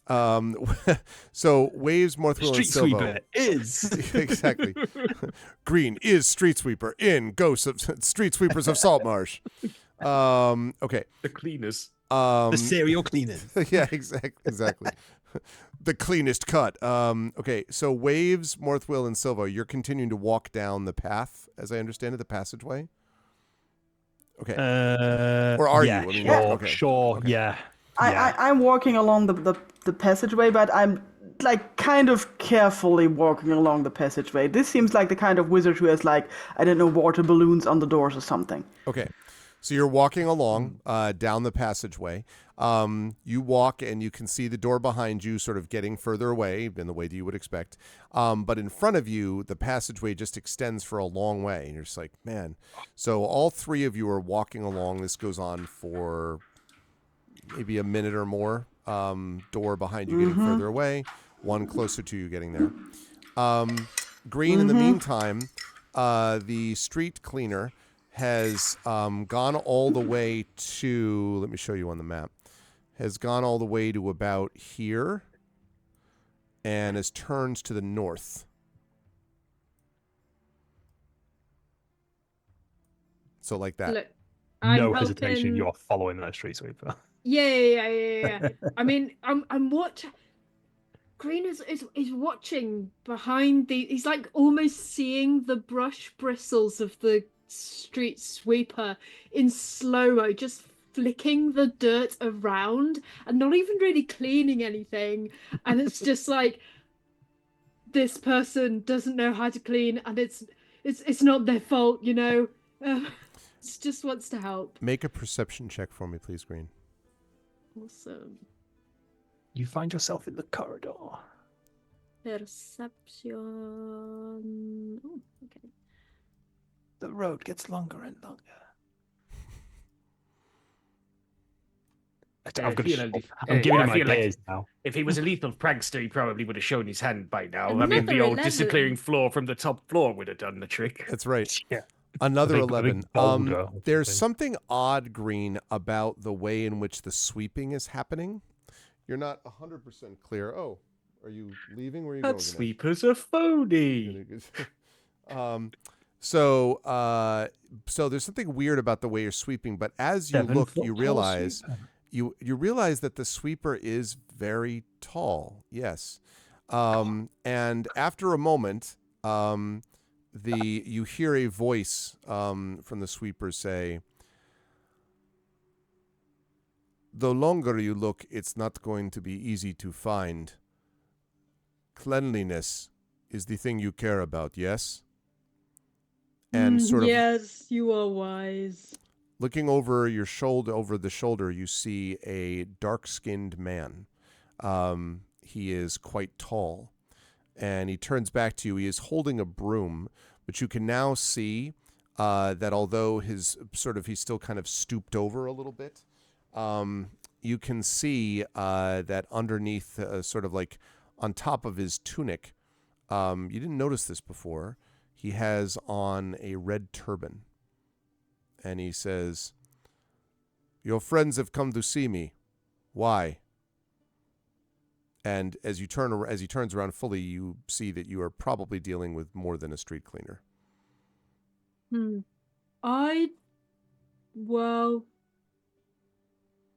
I have a new friend, Silvo. He saved my life by dragging me through some spiders. They didn't eat me. And he says he has very good control over his magic, but I'm not sure that's true.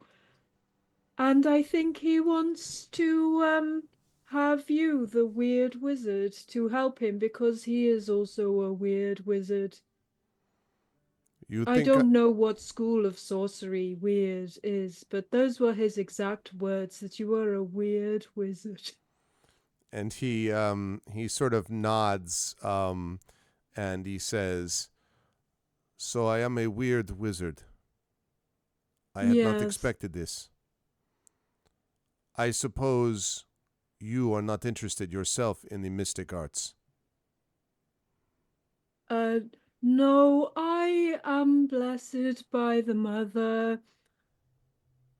Are you interested in learning how to clean better? I don't mean to offend you, but you're sweeping. The technique needs work. And he says, "It seems to me it was somewhat effective." And he sort of nods, and if you look behind you, Green, the road sparkles. And it sure wasn't doing that before. Perception check, Arcana check, something on this broom. What is this broom? Let's say Arcana. Well, either one. It depends on what you're trying to find out. Is it is it like the Broom Master 2000 that I've been seeing in all these catalogs? Let's say perception check. 8. I'm too excited. Yeah, you're too excited. All you know is that, like, oh my God, is that road clean? Like, I am sorry for doubting you. Please teach me the ways. and for the first time, no, he's been dead serious the whole time, and he gets this little wry smile, and he says, "It is amusing that hygiene is the thing you care most about. Can your What is friends, amusing about it? because the world is a dirty place, you wish to Mm. clean it, Yes. and your friends are the same way? They would clean if they could?" No, my friends are very dirty. I have to clean them constantly. Why are I they don't your even know friends if where they are it so comes from. Why are they your friends if they are so dirty? They saved my life. I'm looking for inner peace. And he turns and he says, "Let us see what we can find together then." And he walks past you, and Green, as you turn around, you suddenly find yourself in a passageway with a red carpet. And as you are staring down the red carpet, you see, rather confusingly, Waves, Morthwill, and Silvo walking, slightly weary expressions on their face, towards you. And in front of you is this guy walking in front of you towards your three friends. Hey everyone, I found the where did you weird come from? wizard. What? I understand. Waves keeps Waves. keeps their face neutral and says, Whoa! I honest to God thought you were going to say Waze keeps walking straight past them. And falls to her no.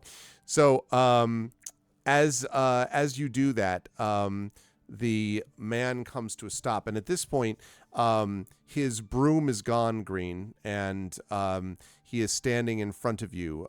He has a bright red silk turban on his head, and is wearing silken red clothing, and stands with his muscled arms folded, and looks down and says, "I am Keledek. I have been told by your friend that you wish to find me. I was not aware that people knew I had returned to town."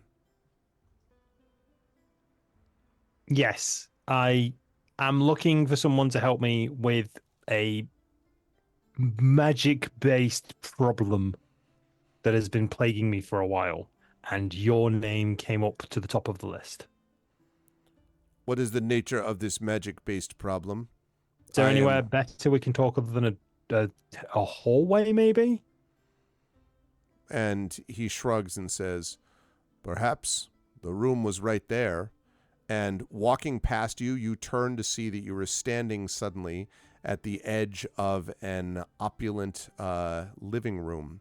There is, or maybe a parlor might be the better way to put it, upholstered chairs, a gorgeous-looking, maybe made of solid oak table that has been polished, and there are a number of odd, sort of colorful tapestries on the walls. And he goes right to, there was no such room when you came this way the first time. He goes right to one of the chairs, sits down, and drifting over to his hand is what looks like a kind of glass of some colored liquid. And he says, "You may take a seat, and you may explain to me what is the nature of your magic problem. Though you should know, I am not a hospital. I am not capable of solving all problems that are magical in nature.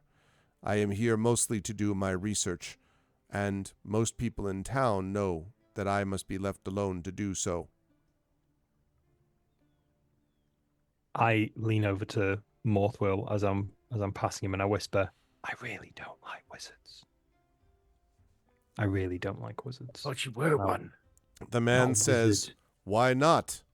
Now he's Because it's all sitting theatrics. there. He's all and he says, "Theatrics. You do not like the entry hall to my home?" The entry hall, just I mean, it is a bigger version of my bag, essentially. It wasn't really very necessary, was it? Someone's come seeking help, and you're like, oh, no, I'm going to get them lost in a tower and then a magic hallway, and then there was a room. And then there wasn't a room, but then there was a room, and I'm actually the person outside. No, surprise, I'm going to appear in the hallway. Just be, oh, I don't know. Wizards just all feel the same. It's all a bit of carnival Green showcasing, you walks know? over to Silvo Yeah. and puts like a hand like right in front of his face, like a. You will not talk to my cleaning mentor in this manner.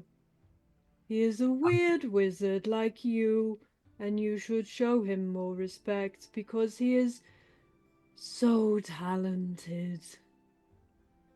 So Silver's just going to peek around Green's hand to, I've forgotten his name already, Kaladek, and go, all right, I see you've impressed the turtle. Fair enough. I'll be a bit more civil. Your turtle understands the importance of keeping things clean. I work simply within the parameters of what your turtle appreciates. However, I am not a trained seal, and I am not a hospital or a temple. I am here for my own research. That said, your magical problem, as you put it, what is the source of it? What is your concern? The rest of you may sit down if you wish. And suddenly you find there are chairs next to you, Morthwill and Waves and Green, if you wish to use them. There is also... I prod it with my finger first. I'm not falling for the old I'm not sitting here. chair Yeah. trick again. Nope. Yep. I'm not sitting here. Seems soft It and might be a comfortable, mimic. Morthwill. I'll sit in it. Super comfy. In which direction are the tassels going? It's very important when determining what is and is not a mimic. Yes, it does not seem to be breathing as in the way of Dark Souls. What it wants you to think. Okay, so Silvo just sort of opens his arms out and goes, I am the source of the magical problem. How much time have you got?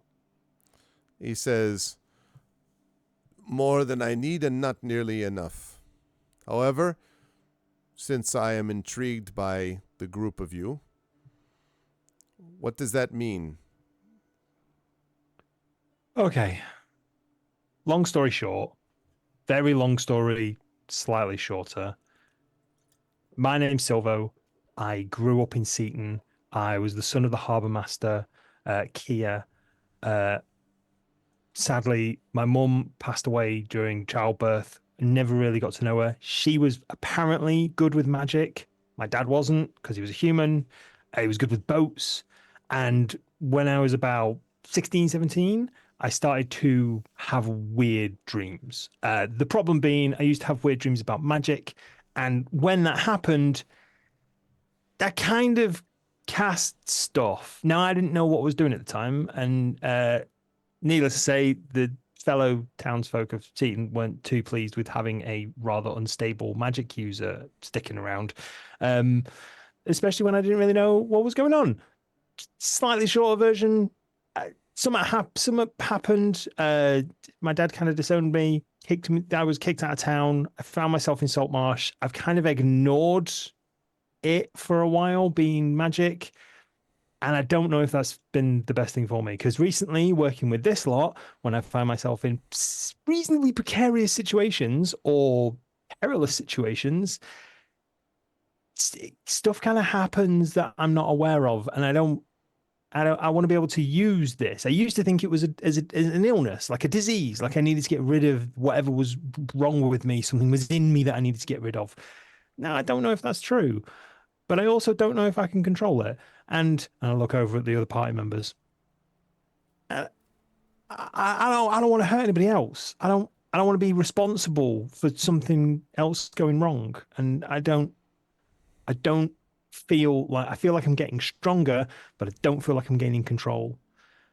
And the stuff we're doing right now, I need to be able to control it. And I can't. So he And my listens cat to agrees. he listens to all this, and then he says, what was the nature of these dreams that you have? because it was a long time ago. I used to drink like a lot. I'm pretty sure that's how I got this.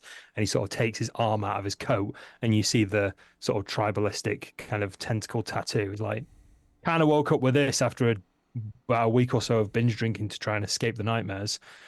But largely, there was a landscape, there was things after me, I felt like I was floating in water, but it wasn't water.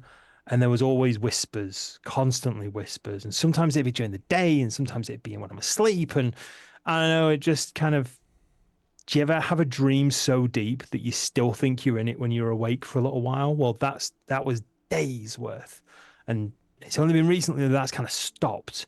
And I think it might be either doing some good or traveling with this ragtag group of adventurers that has kind of, I don't know, put a little bit of my mind at ease, but it makes me worried. It makes me worried that I can't control it. And so he nods and then quite suddenly stands and turns and comes towards you and sort of looks down at you, Silvo. He backs off a second. He looks down at you and he says, "The world of dreams and the world of reality are different for wizards. For mages, for sorcerers, for those who use magic. We work in a different reality." And he looks down, he says, "Your friends, what will they do if they know what is within you? Will they stay your friends, or will they leave you behind?" I look over at Morthwell Green and Waves, and I think about Brine, and I say, I think they'd stand with me. I can't speak for them, but I don't think they'd just abandon me. So he looks to Morthwell and he says, "Is that true?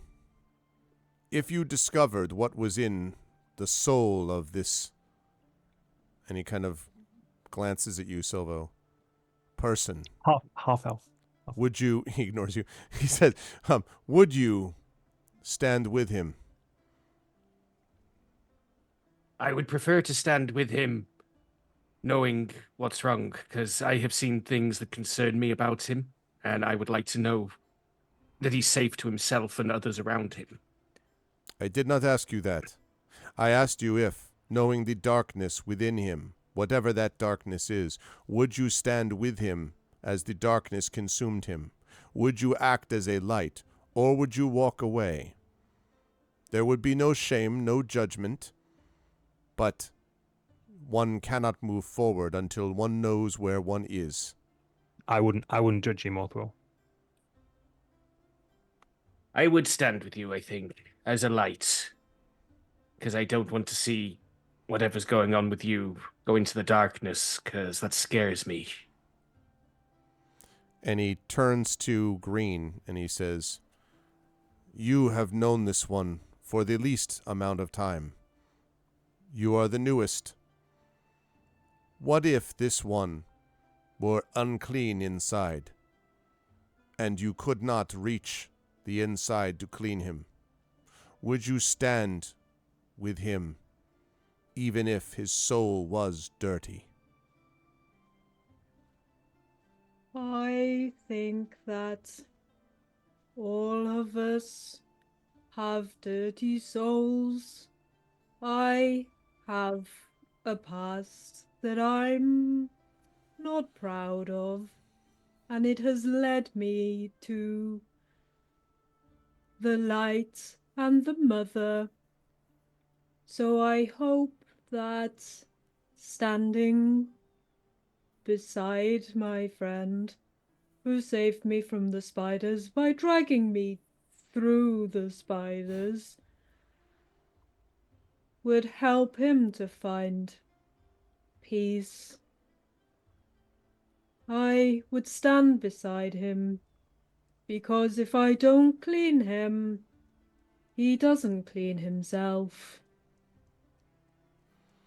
And he nods solemnly, and then he turns to Waves and he says, And what would you do?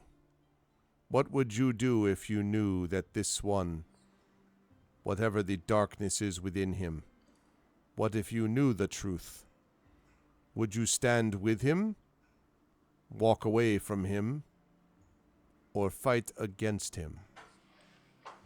Just before Waves answers, I look over to Waves and go, I wouldn't judge you. I wouldn't judge you at all. Did you just say he wouldn't shoot you like a little train? What? Judge you. Judge you. Okay. Okay. Problem is that Waves player was just away and came back to our souls are all dirty. So I have no frame of reference for what I was just being what asked. you thinking? Would you choo-choo? Would you choo-choo? Would you? Would you? There's no. Would you choo-choo, and why? There's no time to explain. Answer You're late quick. for I the lost session. writing on this. Grab a cactus and start swinging. We're in the middle of a fight. Just like, I just... Sorry. What if I knew the truth? So can I get a frame of reference for that, just to answer the question properly, please? Yeah, so he had asked the question of Green, whether Green, I think actually Morthwill first, would Morthwill stand against, regardless of the darkness in Silvo's soul, would Morthwill act as a light? And this is the first we're all hearing of this darkness in Silvo's soul. Yeah. And then Green, would Green be there to cleanse even if the soul of Silvo was dirty, I believe is what I said. Okay. And then to you, had begun to say, what would you do? Would you stand with him even if his soul is filled with the evil you are sworn to fight?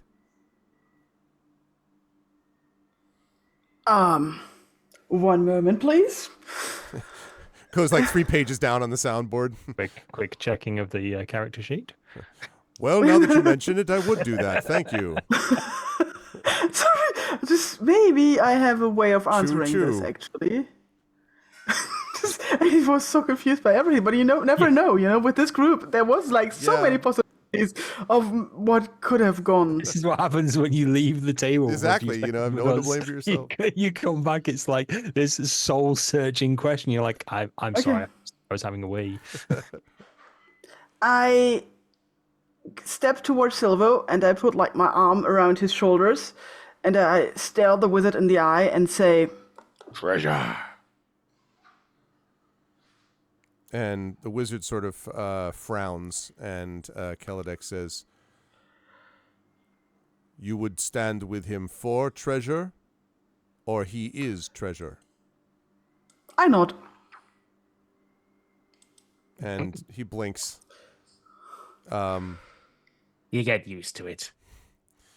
He turns and he says, very well. If there is anyone amongst us who, if there is this darkness of this being the first I've heard of this within me, or this magic, I would trust nobody else than the person who, when they saw this magic for the first time, drew their sword on me and very nearly killed me.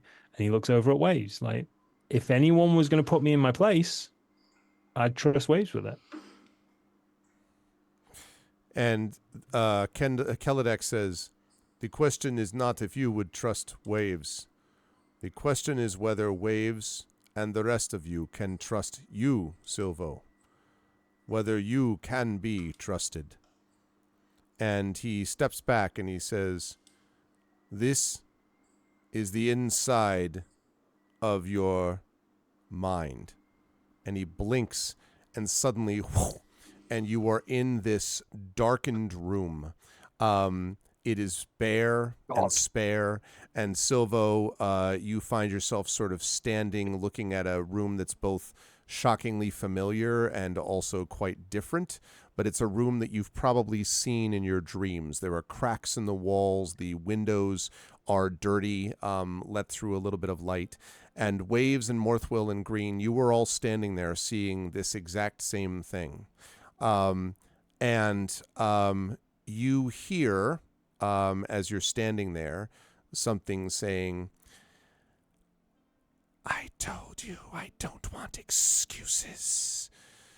You work for me now, and only I can protect you. It is a voice, Silvo, with which you are quite familiar. It is a voice of someone that you have worked with now for some time. But you haven't heard that voice, blessedly, for a while. You all heard this voice, too, in the way that I just described it. And then you see something walking towards Silvo, cloaked, covering the face, long sleeves covering the arms as well. Almost looks like they're floating forward, although they're clearly walking, but still. Until they're standing right next to Silvo, and they are looking down at Silvo. And from inside the hood, you hear, "You will do what I tell you until I tell you to stop, or I will kill you and all the friends you think you've made." I say, Okay, that's it. I've had enough. and step between the figure and Silvo. I draw a torch. So there is a pause, and then you hear the voice of Kelidek, and you look back to see that he's still there with his arms folded, staring at the scene, and he says, "Before you can stand for your friend Silvo, he must show that he is willing to stand for himself.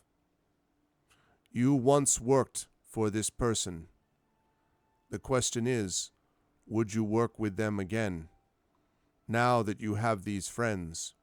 If this person told you that you must work for them, or offered you money to betray your friends, more money than you could ever imagine, would you do those things? There was a time when I think you would have."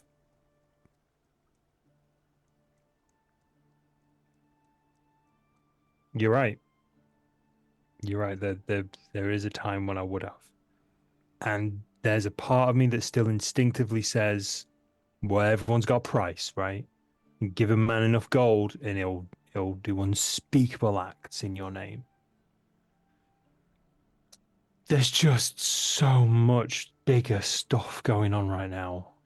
Like I can eat, I got good shoes on, I can help my friends out and the orphans in town, but there's no reason in taking money off people if there's no town to spend it in. Like, I said this to the Viper Sisters last time I saw them. I don't work for them anymore. Now I still owe them money, and I'm pretty certain I'm going to get at least one bone broken because of it. But there's bigger stuff at play, and I'm a very small part of it. And I've got myself mixed up with this lot. Some of them have done this before, some of them haven't. But there's suddenly this, I don't know, this tapestry of actions and consequences and these kind of, there's just so much destiny going on right now, things that make a difference. And I've never been part of anything like that. And it makes me wonder what I've been wasting my time on over this past year or so when I could have been helping people in different ways. So no. And I step between Morthwheel and Waves, and I face the Viper Sister figure, or the cloaked figure, I should say. I go, I don't work for you anymore. The cloaked figure pauses and then sort of takes several steps towards you, but as before anyone can sort of pull out weapons or threaten or do whatever, the cloak grows to incredible size, and the darkness of the room intensifies. And suddenly you were all inside a pitch black room, and there is sort of silence until Kelidek says, "Now you have entered the recesses of Silvo's mind. Before the ones that he worked for, before he met you, this was part of his awakening. Remember your oaths from what you are about to see, or at least what you are about to hear." And then you hear loudly, echoing through the room. Hold, please. Let me make sure I get the patch right. Check, check, check. No, not quite. Check. 2. Yeah. Silvo. Silvo. You are conscious of something sort of sneaking around your ankle, Silvo. Do I recognize this presence? Does it feel familiar or does it feel It alien? feels familiar, but you don't recognize it specifically. Like this particular series of things with that voice you've not heard. Am I on my own or are people with me? People are with you. Yeah, Morthal's popping on his goggles of the night just to see if that helps anything. Nothing. Yeah. You're the voice, aren't you? You're that voice at the back of my head. I'm more than a voice. It's you, isn't it? You're the one that casts mage armor on me when I need it and does the tentacles when I'm hurt and I have been your protector. I shield you when you are in danger. I wield you when I need a weapon. We are linked, you and I. And these companions of yours must be discarded if and when I so wish it.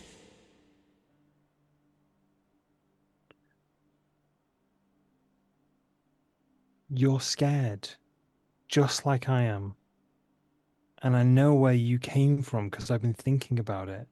All those nights, all those days and nights, talking to Hannah at the pub, talking about family and my upbringing. And I mean, this last year or so has been rubbish, right? But nothing compared to Dad's temper or anything like that. And that's when you started, wasn't it? That's you started after Dad got really cold and distant and angry at us, at me. You were there. That's what you're protecting me from. Are you hoping I'll tell you that I am some psychotic break? I am more than that, Silvo. I reached out with my mind and found someone willing to receive me. Someone sad and very angry. And you took me in. Now your friends know what writhes within the corners of your soul, what hides beneath the shadows around the corners. Now they hear your inner life.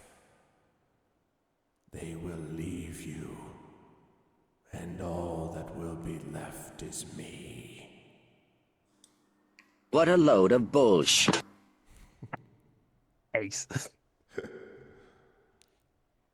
I should say, by the way, Silvo, that you can hear that sound of what Waves just did, but it sounds tinny and thin, like very flat almost. But you do hear it, and you're aware of Waves' presence somewhere in the room. I should You mention also everybody that also hear- feels. Oh, sorry, one sec, Green, and then please, I want to hear what you have to say. But just quickly, it also feels very cold here, very cold, almost mausoleum cold, dank. Sorry, Green, go ahead. You also hear a very soft sort of shh, shh, shh of a sweeping brush sweeping the floor, because Green's really not sure what he should say. But he remembers what the weird wizard said, that, what if you can't clean the inside of your friend's soul? But now we're inside the soul. So Green figures like if Nice. there's any time awesome. that he's gonna help you clean Yeah. inside is when he's inside. So he can't Excellent. see, he's just assuming there's dirt everywhere, and Cinema's got a he's filthy mind. You he's- made the he's metaphor cleaning real. It's great. everything. Yeah. I love it. I love it. So I hear this. I hear the tinny voice and the sweeping noises, and this voice, this slithering voice, and I say, I don't know if you came from somewhere, but this doesn't feel as terrifying as I thought it would. I've laid myself bare for these people. This thing I've guarded myself against for years now, because I'm like, they'll burn me at the stake because I'm weird and I've got magic. But it's not the case. It's I'm safer here. And you're right, you have protected me. If you've reached out to someone, I don't know if you came from somewhere or this was always within me. And if you've reached out to someone, I don't think it matters too much, because I don't need that protection as much as I did. I've accepted this. This is part of who I am, not something that needs to be removed. Can I feel this like thing at my feet? I would say it's slithered up to your knee now. Like something encircling your leg. Can I put my hand on it? Not in like a threatening way, but in like an affectionate way? When you put your hand on it, you feel what could be described as a deathly cold, slimy tentacle. Almost burns with how cold it is. Silver sort of takes a breath, and he's like, when you get in really cold water. Yeah. Right? By the way, Waves, you and your own background would tell you that there is an unspeakable evil here. Waves has their own oath, and so I shout. Freedom is the right of all sentient beings. Okay. I'm guessing I hear that like a tinny background. Yes, exactly right. Yeah. Mm-hmm. So I put my hand on this creature. I'm going to say snake because it feels like a snake, right? Okay. Put my hand on this snake, on this tentacle. Sorry. I'm just trying to think of the words that Silvo would be able to articulate how he's feeling at the minute. All right. And I think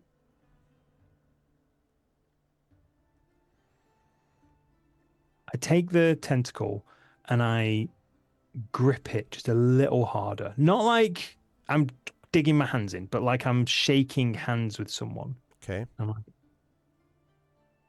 thank you. Because you have protected me. Because I was terrified when I was younger. And without you, I would be dead 10 times over.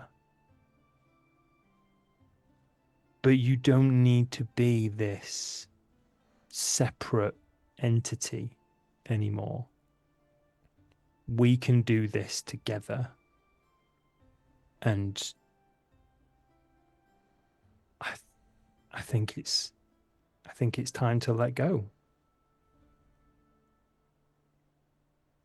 It's okay. You're going to be scared. I'm scared too. I don't know what comes next. I've never done this before, but a friend told me very recently that clean one thing at a time, do one little step at a time, and everything will start falling into place. And I've realized that over the last few weeks or last few months, however long we've known each other with this group, I've needed this, and I sort of dig my hand in again to the tentacle. I've needed this less and less. And if anything, this relationship is making it worse. So let's work together. You don't need to be scared. We can do this together. And there's a pause, and then Touching. I suppose you imagine that I now will grow to be a part of you, when in truth you are growing to be a part of me. That may be true, but we'll grow together. And eventually the lines will be indistinguishable because you will help me grow and I'll help you grow. And we'll be stronger for it. We lived through your strength and my tenacity. We survived this long. And now that chapter's over. And now moving forwards, you've now explained that you're separate to me, and I've realized that I'm separate to you, and I don't think we need to be like that anymore. I think we now understand each other a bit better. In the end, whether it happens tomorrow, next year, or at the end of your life, I will consume you and the rest of those who live in the Flanes. I will consume all of you. You hear like a little reedy, tinny voice go, "Don't eat me." I knew that was yes, excellent. There's a slight bit of strength to my grip as I put my other hand on this tentacle. Do I get a sense, is this a tentacle going to a much bigger creature? hard to say. I mean, maybe. Hard to say. Hard to say. You'd have to reach down, you know. Yeah, I'm gonna reach down. I'm gonna start like roping up, not roping up, but like following the tentacle. So I'm probably getting a little further away from the others. And Well, I'm what probably I was going to say is when you start to do that, the tentacle sort of quickly spirals, like spiral up your body, around your body, and then up to your neck. And it says, Remember this. You speak brave words of wisdom. Your friends have helped you, but they cannot lighten your soul. In the end, your darkness will be complete, and I will be waiting. and then there is this, and there's a moment, Silvo, a slight moment of perhaps panic where the tentacles seem to go up like around your mouth, but doesn't really get there. And then suddenly you are standing back in Kelidek's room, and all of you are. And Kelidek, his arms folded, is still regarding you and the rest of you, and his expression remains still as stern as ever. He says, there is a bond between you. That means this darkness within you cannot consume you yet. If the darkness is correct, that bond will not last, and there will come a time where it will consume you. If it is wrong, then you may resist it, and those that it would serve. You are connected to an ancient one, Silvo. It has chosen you as its vessel. Whether you will control it or it you, none can say. You should feel pleased that your strength held, that your friendships held. But who will win in the end?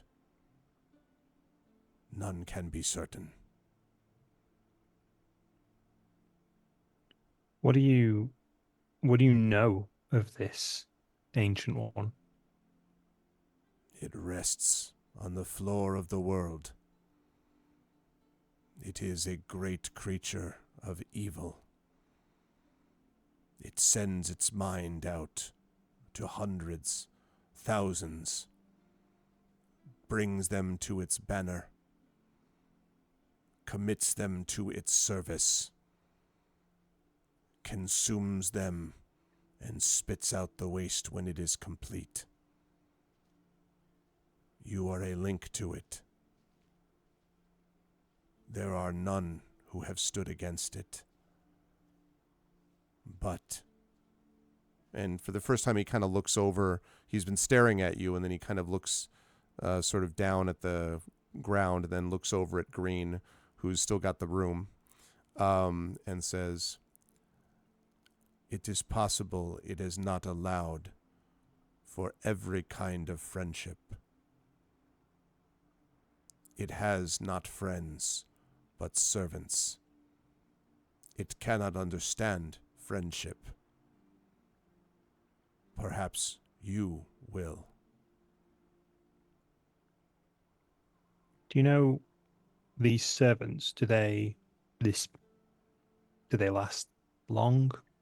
Years? Decades? It depends. They are servants in different ways. Cultists in robes that chant. Monsters that roam the shores and prey. Leaders who wander their streets, waiting for a moment to pounce. Who can say what they are all like? But they are all that creatures to control. And whether they will fight back any more than you will, he shrugs, I cannot say. I am no prophet, but I understand darkness and what can and cannot alight the soul. So Silver's sort of been looking not quite at Keladek, but kind of off into the distance, sort of still, I don't know, echoes of that room he was just in with the tentacle around his neck and stuff. And now he sort of looks directly at Keladek and says, "So what can you teach me to help strengthen my resolve on this?" I already have.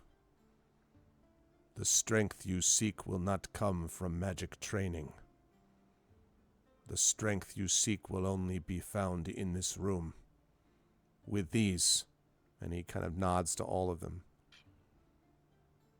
you will cleave close to your friends and live, or you will break from them and die, and you will be tempted. You will be sorely tempted, even in your mind, to do good, to break from them. If you are torn from the grasp of your friends, you are lost. If you hold to them, you may be saved. If they let you go, you will surely be destroyed. If they have the strength to remain, there may be hope. Green will walk over to Silvo and raise a hand, and it'll hover so close, and then he grits his teeth a bit and he puts his hand in contact with Silvo's shoulder and gives it a squeeze and says, "You did not let the spiders eat me. I will not let the darkness eat you. If you let me go, I will hold on, and I won't let it eat you." And Keladek turns away, his arms still folded, and he says, "The creature believes that those words from the turtle are just that, words. They mean nothing. Is it right?" And he sort of pauses and says, "Perhaps it cannot understand friendship. Maybe, perhaps, that is the only thing that stands between you and it."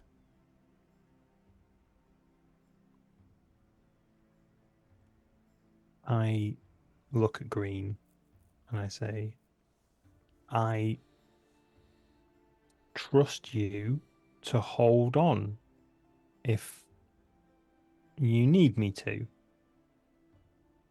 And I look over at Morthwheel and I say,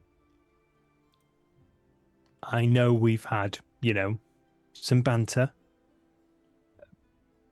but I also trust that you'll let me know if I'm going down the wrong path.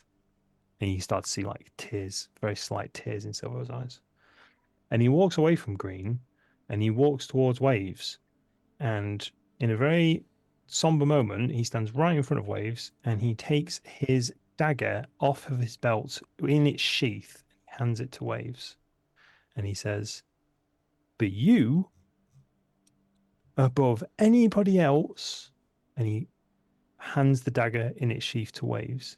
He says, "I trust you to do what needs to be done if all else fails. I need you to promise me this." All right, but not because you told me to. Perfect. Absolutely perfect. And with that, Silvo hugs Waves. Waves Side hugs note that back. Go ahead. he might have walked away from Green, but Green's taking this like very seriously and walked along with and is still holding on to the shoulder. Will not partake in this hug. You can carry on hugging. That's fair. Yeah, that's fair. Suddenly you all find yourself outside on the street. The tower door is closed again. Is the street still like sparkling wizards. clean? Yeah. Okay, so it wasn't like an illusion or anything. Nope. He's good. Hey, wizards. Well, that's I guess all my dirty laundry out. And none of you have run screaming for the hills like I've told myself God knows how many times people would if any of my secrets came out.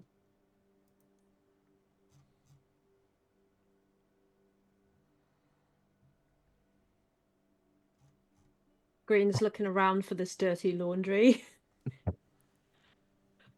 I turn towards the wizard's tower and look at it and say, Keep your distance. I doubt your motives are as you claim. Nice. Green looks at the shiny road and just murmurs to himself, just like, "The weird wizard is the greatest man I've ever known." I heard he made the talismans, don't you know? Don't you get me started. Well, that wasn't quite the training I thought I'd get, but I don't know. I feel lighter. Like I don't know what this ancient one is or this darkness, but weirdly it feels it feels nice to know what's happening, for better or worse. And I guess that's kind of where we've all been with what's going on in the world right now. Like there's bad stuff happening, but as soon as some of the pieces start falling into place, maybe we can make some sense out of it. And I don't know, admitting some of that stuff in that room with you guys, it felt healthy. It felt good. But I could definitely do with a pint now. Don't know about anybody else. I don't know where else we're going. Maybe at the bar. Maybe at the bar. Is the But plan? not that one. And he points to the dive No, not that bar one. that No, Silvo. I owe that guy some money, so no, probably not that one.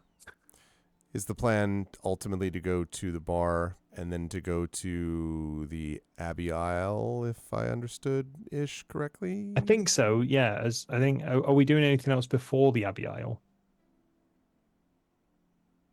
I think we're stopping at the No. lighthouse on the way. Well, that's I'm counting that as part of the Abbey Isle Yeah. thing. Yeah. Okay. Cool. So, Silver's just gonna come out and say, "Who does anybody want to help me? Maybe practice some magic." Now I have this new sort of sense of, I don't know, realization. Waves, do you want to take a stab at it? Maybe shoot me with a crossbow, see what happens. Waves shakes the head and just walks towards the next bar. Okay, cool. So we're just we'll just leave it until we're in dire peril and then sort of see if I can figure this out. Yeah, learn by doing. Okay, cool, got it, right. I don't agree with unnecessary violence, and I don't consider any violence to be necessary. You did consider touching my shoulder to be necessary, and for that I appreciate it. Morthwheel, are you headed to the bar, to the tavern also? Okay. As the four of you make your way towards the tavern and the inn, I imagine that the camera pulls out to show us Brine, who is looking at this sort of like her arms folded, staring down at the place where the box has been secured, and then kind of sort of looking out towards the sea. Perhaps it is a sound that she hears, the feel of the spray somehow drifting through the air from the ocean all the way here to the graveyard. But she is there listening as if responding to an silent question. And as she looks out towards the ocean, the four friends head towards the bar. We are going to close down our episode tonight of Pen and Pixels and get ready for what I think next time is going to be a visit to Abbey Isle. Good work, everybody. This was a little more intense than I had originally imagined it might get. She's telling me. But that is where the narrative led us based on what you all chose to do. So yeah, we're wrapping up a little early today, Echo, because we want to make sure that everyone has a chance to say their goodbyes, and then people need to head on out of here a little bit just before 7. So that's why 7 Eastern. So that's why we're doing this now. But we will have Abbey Isle next time, and I think we got a lot of role play out of this. My goodness. Good work, everybody. I will start on the bottom right of the screen. What lovely moments from Green. I might have expected that. You know, I think my favorite moment of that whole interaction, just from you, was the sweeping in the darkness. Like, that was such a great image visually and orally for me that I'm just like, oh my God, that's the best. You know, like the cleaning one thing at a time and just this sort of very natural cleaning things and sweeping things clean was very nice. And I think was sort of resonant for why people sort of appreciated Green's kind of entry into the party, even though you've only been in the party a little bit of a time, but you made it very clear. You're like, well, they didn't eat me and they saved me, and we do need to clean up the world. This is clearly a dirty part of the world that needs to be cleaned. You put all that together, you know. So, and I might have added a little bit of extra razzle dazzle for the cleaning benefit, just to, you know, a little bit of sparkle for Green. But good work today, Bruce, really. How did you feel about today's session? Where will the fine folks find you next? Yeah, that was a fun session. I think that I'm finding my legs with Green a bit. You know, when you get a new character, especially going into an existing campaign, you're sort of, you know, you're doing the discovery of your character and how they will act in real life, while everyone else is already sort of quite established and has the feel for theirs. So yeah, I feel like we're like hitting our stride with Green now, and I'm excited and curious to see how things will go in the future with my cleaning turtle. And yeah, and I appreciated the very personal and mind person led session today. I feel like we should all just make D&D characters of ourselves and our traumas and fears, and then you can give us therapy sessions from tentacles in the dark. Woof. Yeah. Hey, it's what I do. I'm honored. Thank you, Bruce. Great stuff as always. Thanks, Prince Justin. Again, Ananda will be back with us next month, and we'll be here with Brian. It was one reason also why I was kind of glad that we didn't go heading off immediately to Abbey Isle, although it would have been interesting to see how Brian reacted to all this. But having said that, I'm excited to see what happens when you head off to that island with Ananda, with Brian intact. So Ananda will be back with us next month. Moving right on there. Mike, obviously, great stuff from Silvo. This turned out to be, it was centered around you, but it was really about the sort of players' interactions with each other, the connection that everyone had to each other. And there's going to be more sort of moments like that. We obviously had moments with Morthwheel and dealing with the dwarves and the undead and the engineering processes and all that sort of thing that we had before. Waves as well had lots of moments here, and we already talked about Green. But a lot of this in this particular thing was centered around some of the sort of darkness, that Silvo is dealing with in their soul. And I did not want to start, like revealing everything like nobody's business, but we're also well into the campaign now. We're over halfway, and so I was curious to see how much you would or wouldn't want to be able to reveal about a wild magic, aberrant mind sorcerer and how that all works. How did you feel about today's? But again, wonderful role play from you. How did you feel about today's session? Where will the fine folks find you next? I loved it. That was probably one of the most real therapy-based sessions I think I've ever had in D&D, and that's because a lot of Silvo's backstory comes from my own trauma. Not necessarily because I too am an aberrant mind sorcerer, who's also a half elf and lived in a seaside town. Yeah. No, but there is always that element of sort of trauma created this pseudo personality split when I was a youth, when I was an adolescent, and there was this kind of voice that almost protected me. And it's that voice in the back of your head that's like, well, you shouldn't do this, you're worthless, you're not going to do this, you're not going to do very good, etc., etc. And actually, through years of therapy, I realized that voice was just trying to protect me, and it did it because I had a traumatic upbringing. But I didn't need that voice when I got to later stages in life, but I never told myself I didn't need that voice. So that was kind of, there was an element of that I sort of threaded through Silver. It's one of the reasons why I think of all my characters, I think I love Silver the most, just because I do draw on personal experiences quite a lot. But also I didn't from Silver's perspective, he's traveled with more than 90% of his group for months now. It's been ages. So like he's worked with these guys for a lot longer than anybody else he's ever worked with. So there's definitely a connection there. So I don't think he really minded. Not exactly info dumping, but telling them this is bits and pieces that have come up anyway in the past. So here's the whole sort of timeline of events that happened. And long story short, this is why he's here today.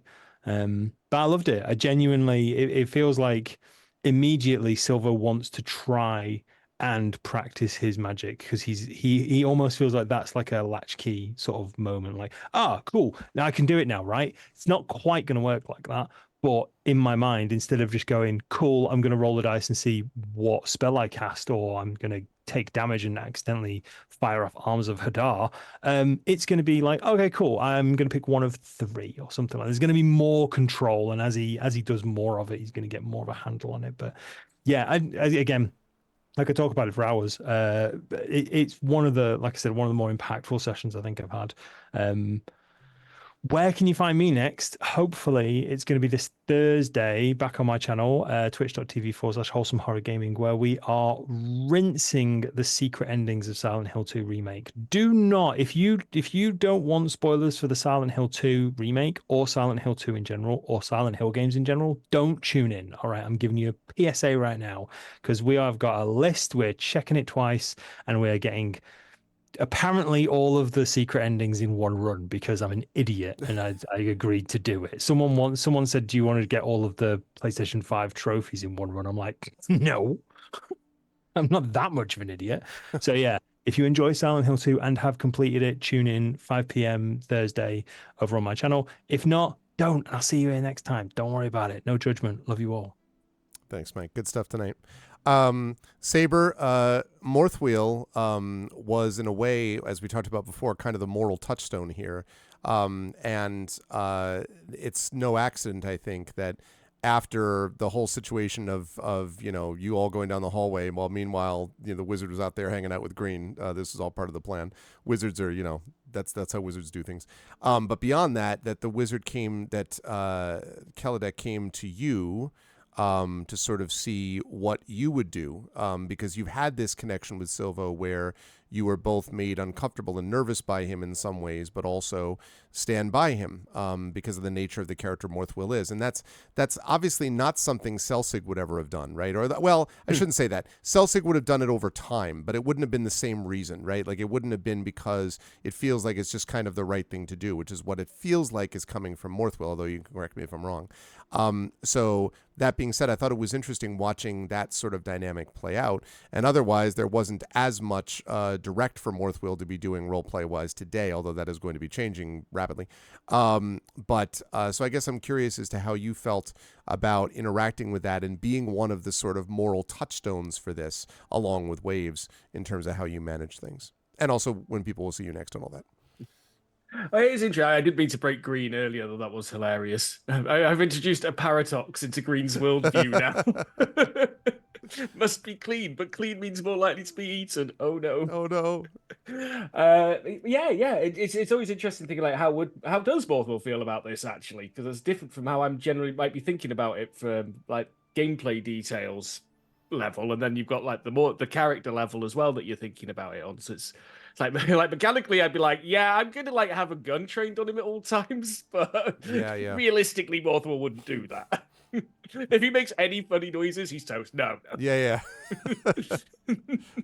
What is that about? Well, it's like I mean, Morthwell's probably aware on some level that it may end up into having to protect people from Silvo. Like we might reach a case with what we've seen where things go. We might get to the end of this. It's like, haha, it was Silvo's companion all along, for all we know. Yeah. So, and Morthwell's probably trying to think about all these different, because he's an engineer and he's an artificer, so he's got to try and account for all the variables that he can in any situation as well. So so it's doing the right thing, but it's doing the right thing going to cause worse things down the line. Needs the many, needs the few, etc. The joys of moral conditions, Yep. But as for me, I'll be back here tomorrow. I'm not sure what I'm playing, but I'll be in my usual time slot, which is the same time slot this one's in on Tuesdays. No, it's an hour earlier. I forgot. That's right. Good stuff. Thank you, Saber. Good work today. Also, thank you on Dashboard and Mubat as always. Last but certainly not least, Pyron, great stuff from you as well. Waves, and this is why I mentioned the thing about evil. I mean, Waves is a paladin, and Waves is sort of conscious of this thing that's sort of haunts Silvo. I thought it was actually interesting too that Silvo giving you the dagger at the end there and you being like like trying to decide how Waves would manage all of that was interesting to me, because in some ways it's a very clear choice and in other ways it isn't. And so I'm going to be curious to see how Waves sort of thinks about things vis-a-vis Silvo going forward, especially having this sort of inner look into Silvo's soul. What did you think, besides the fact that you don't like wizards generally, what did you think about today's session? Where will the fine folks find you next? I liked today's session. And for Waves, what they wanted to say is really like, all right, I'm going to do this, but I'm going to do this because that's who I am. I'm not doing it because you told me so. Yeah. Because that seems to be to like put a lot on a from Wave's perspective, young person, and they wouldn't want that. And so it's I mean, Waves is not the typical paladin, not good aligned, not following a divinity, but following this concept of that everybody should be free. And so they see that Silvo is not as free as Silvo wants to be. And that's the main point for Waves, I think. Yep. And so there's that. I don't know where the fine people will see me next. I'm gonna figure it out. Yep. That's it. And we'll know. Wonderful work today. I am very excited for our next session. Chat, can we get some love for the amazing By the Dice Roll crew of Pyron Jade, Darksaber 2K, Wholesome Horror Gaming, Inanda in absentia, but we'll have Inanda back next month, and Undeveloped Bruce. Great work today, everybody. And I will be seeing all of you in different places, but as far as this game is concerned, I'll be seeing you very soon in a few weeks for our next session.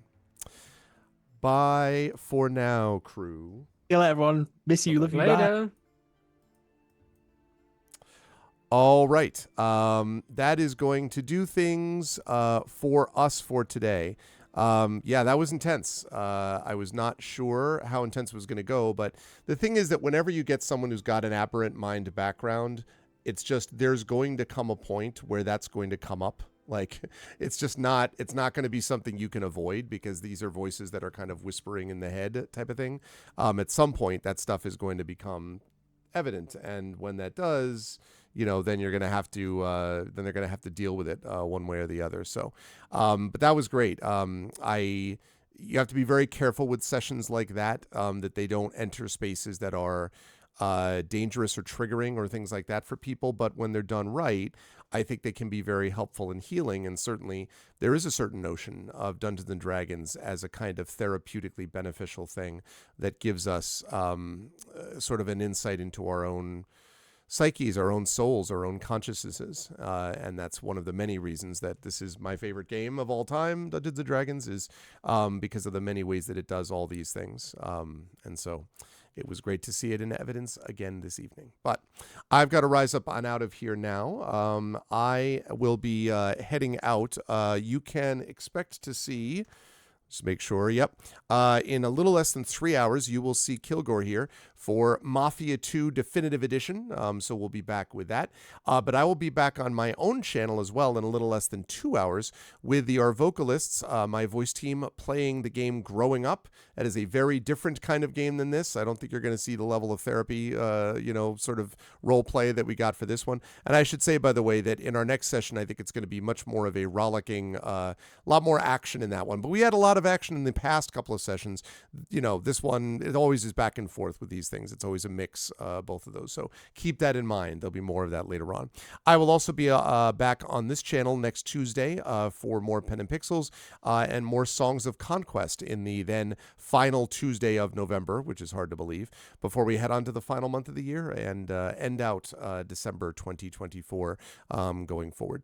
If you like what you saw and heard today, I hope you will follow the channel. I hope you will subscribe to us here on GOG.com's Twitch channel, and I hope you will consider clicking through and checking out our individual channels, because we have our own individual subsystems and Patreons and all that kind of good stuff as well.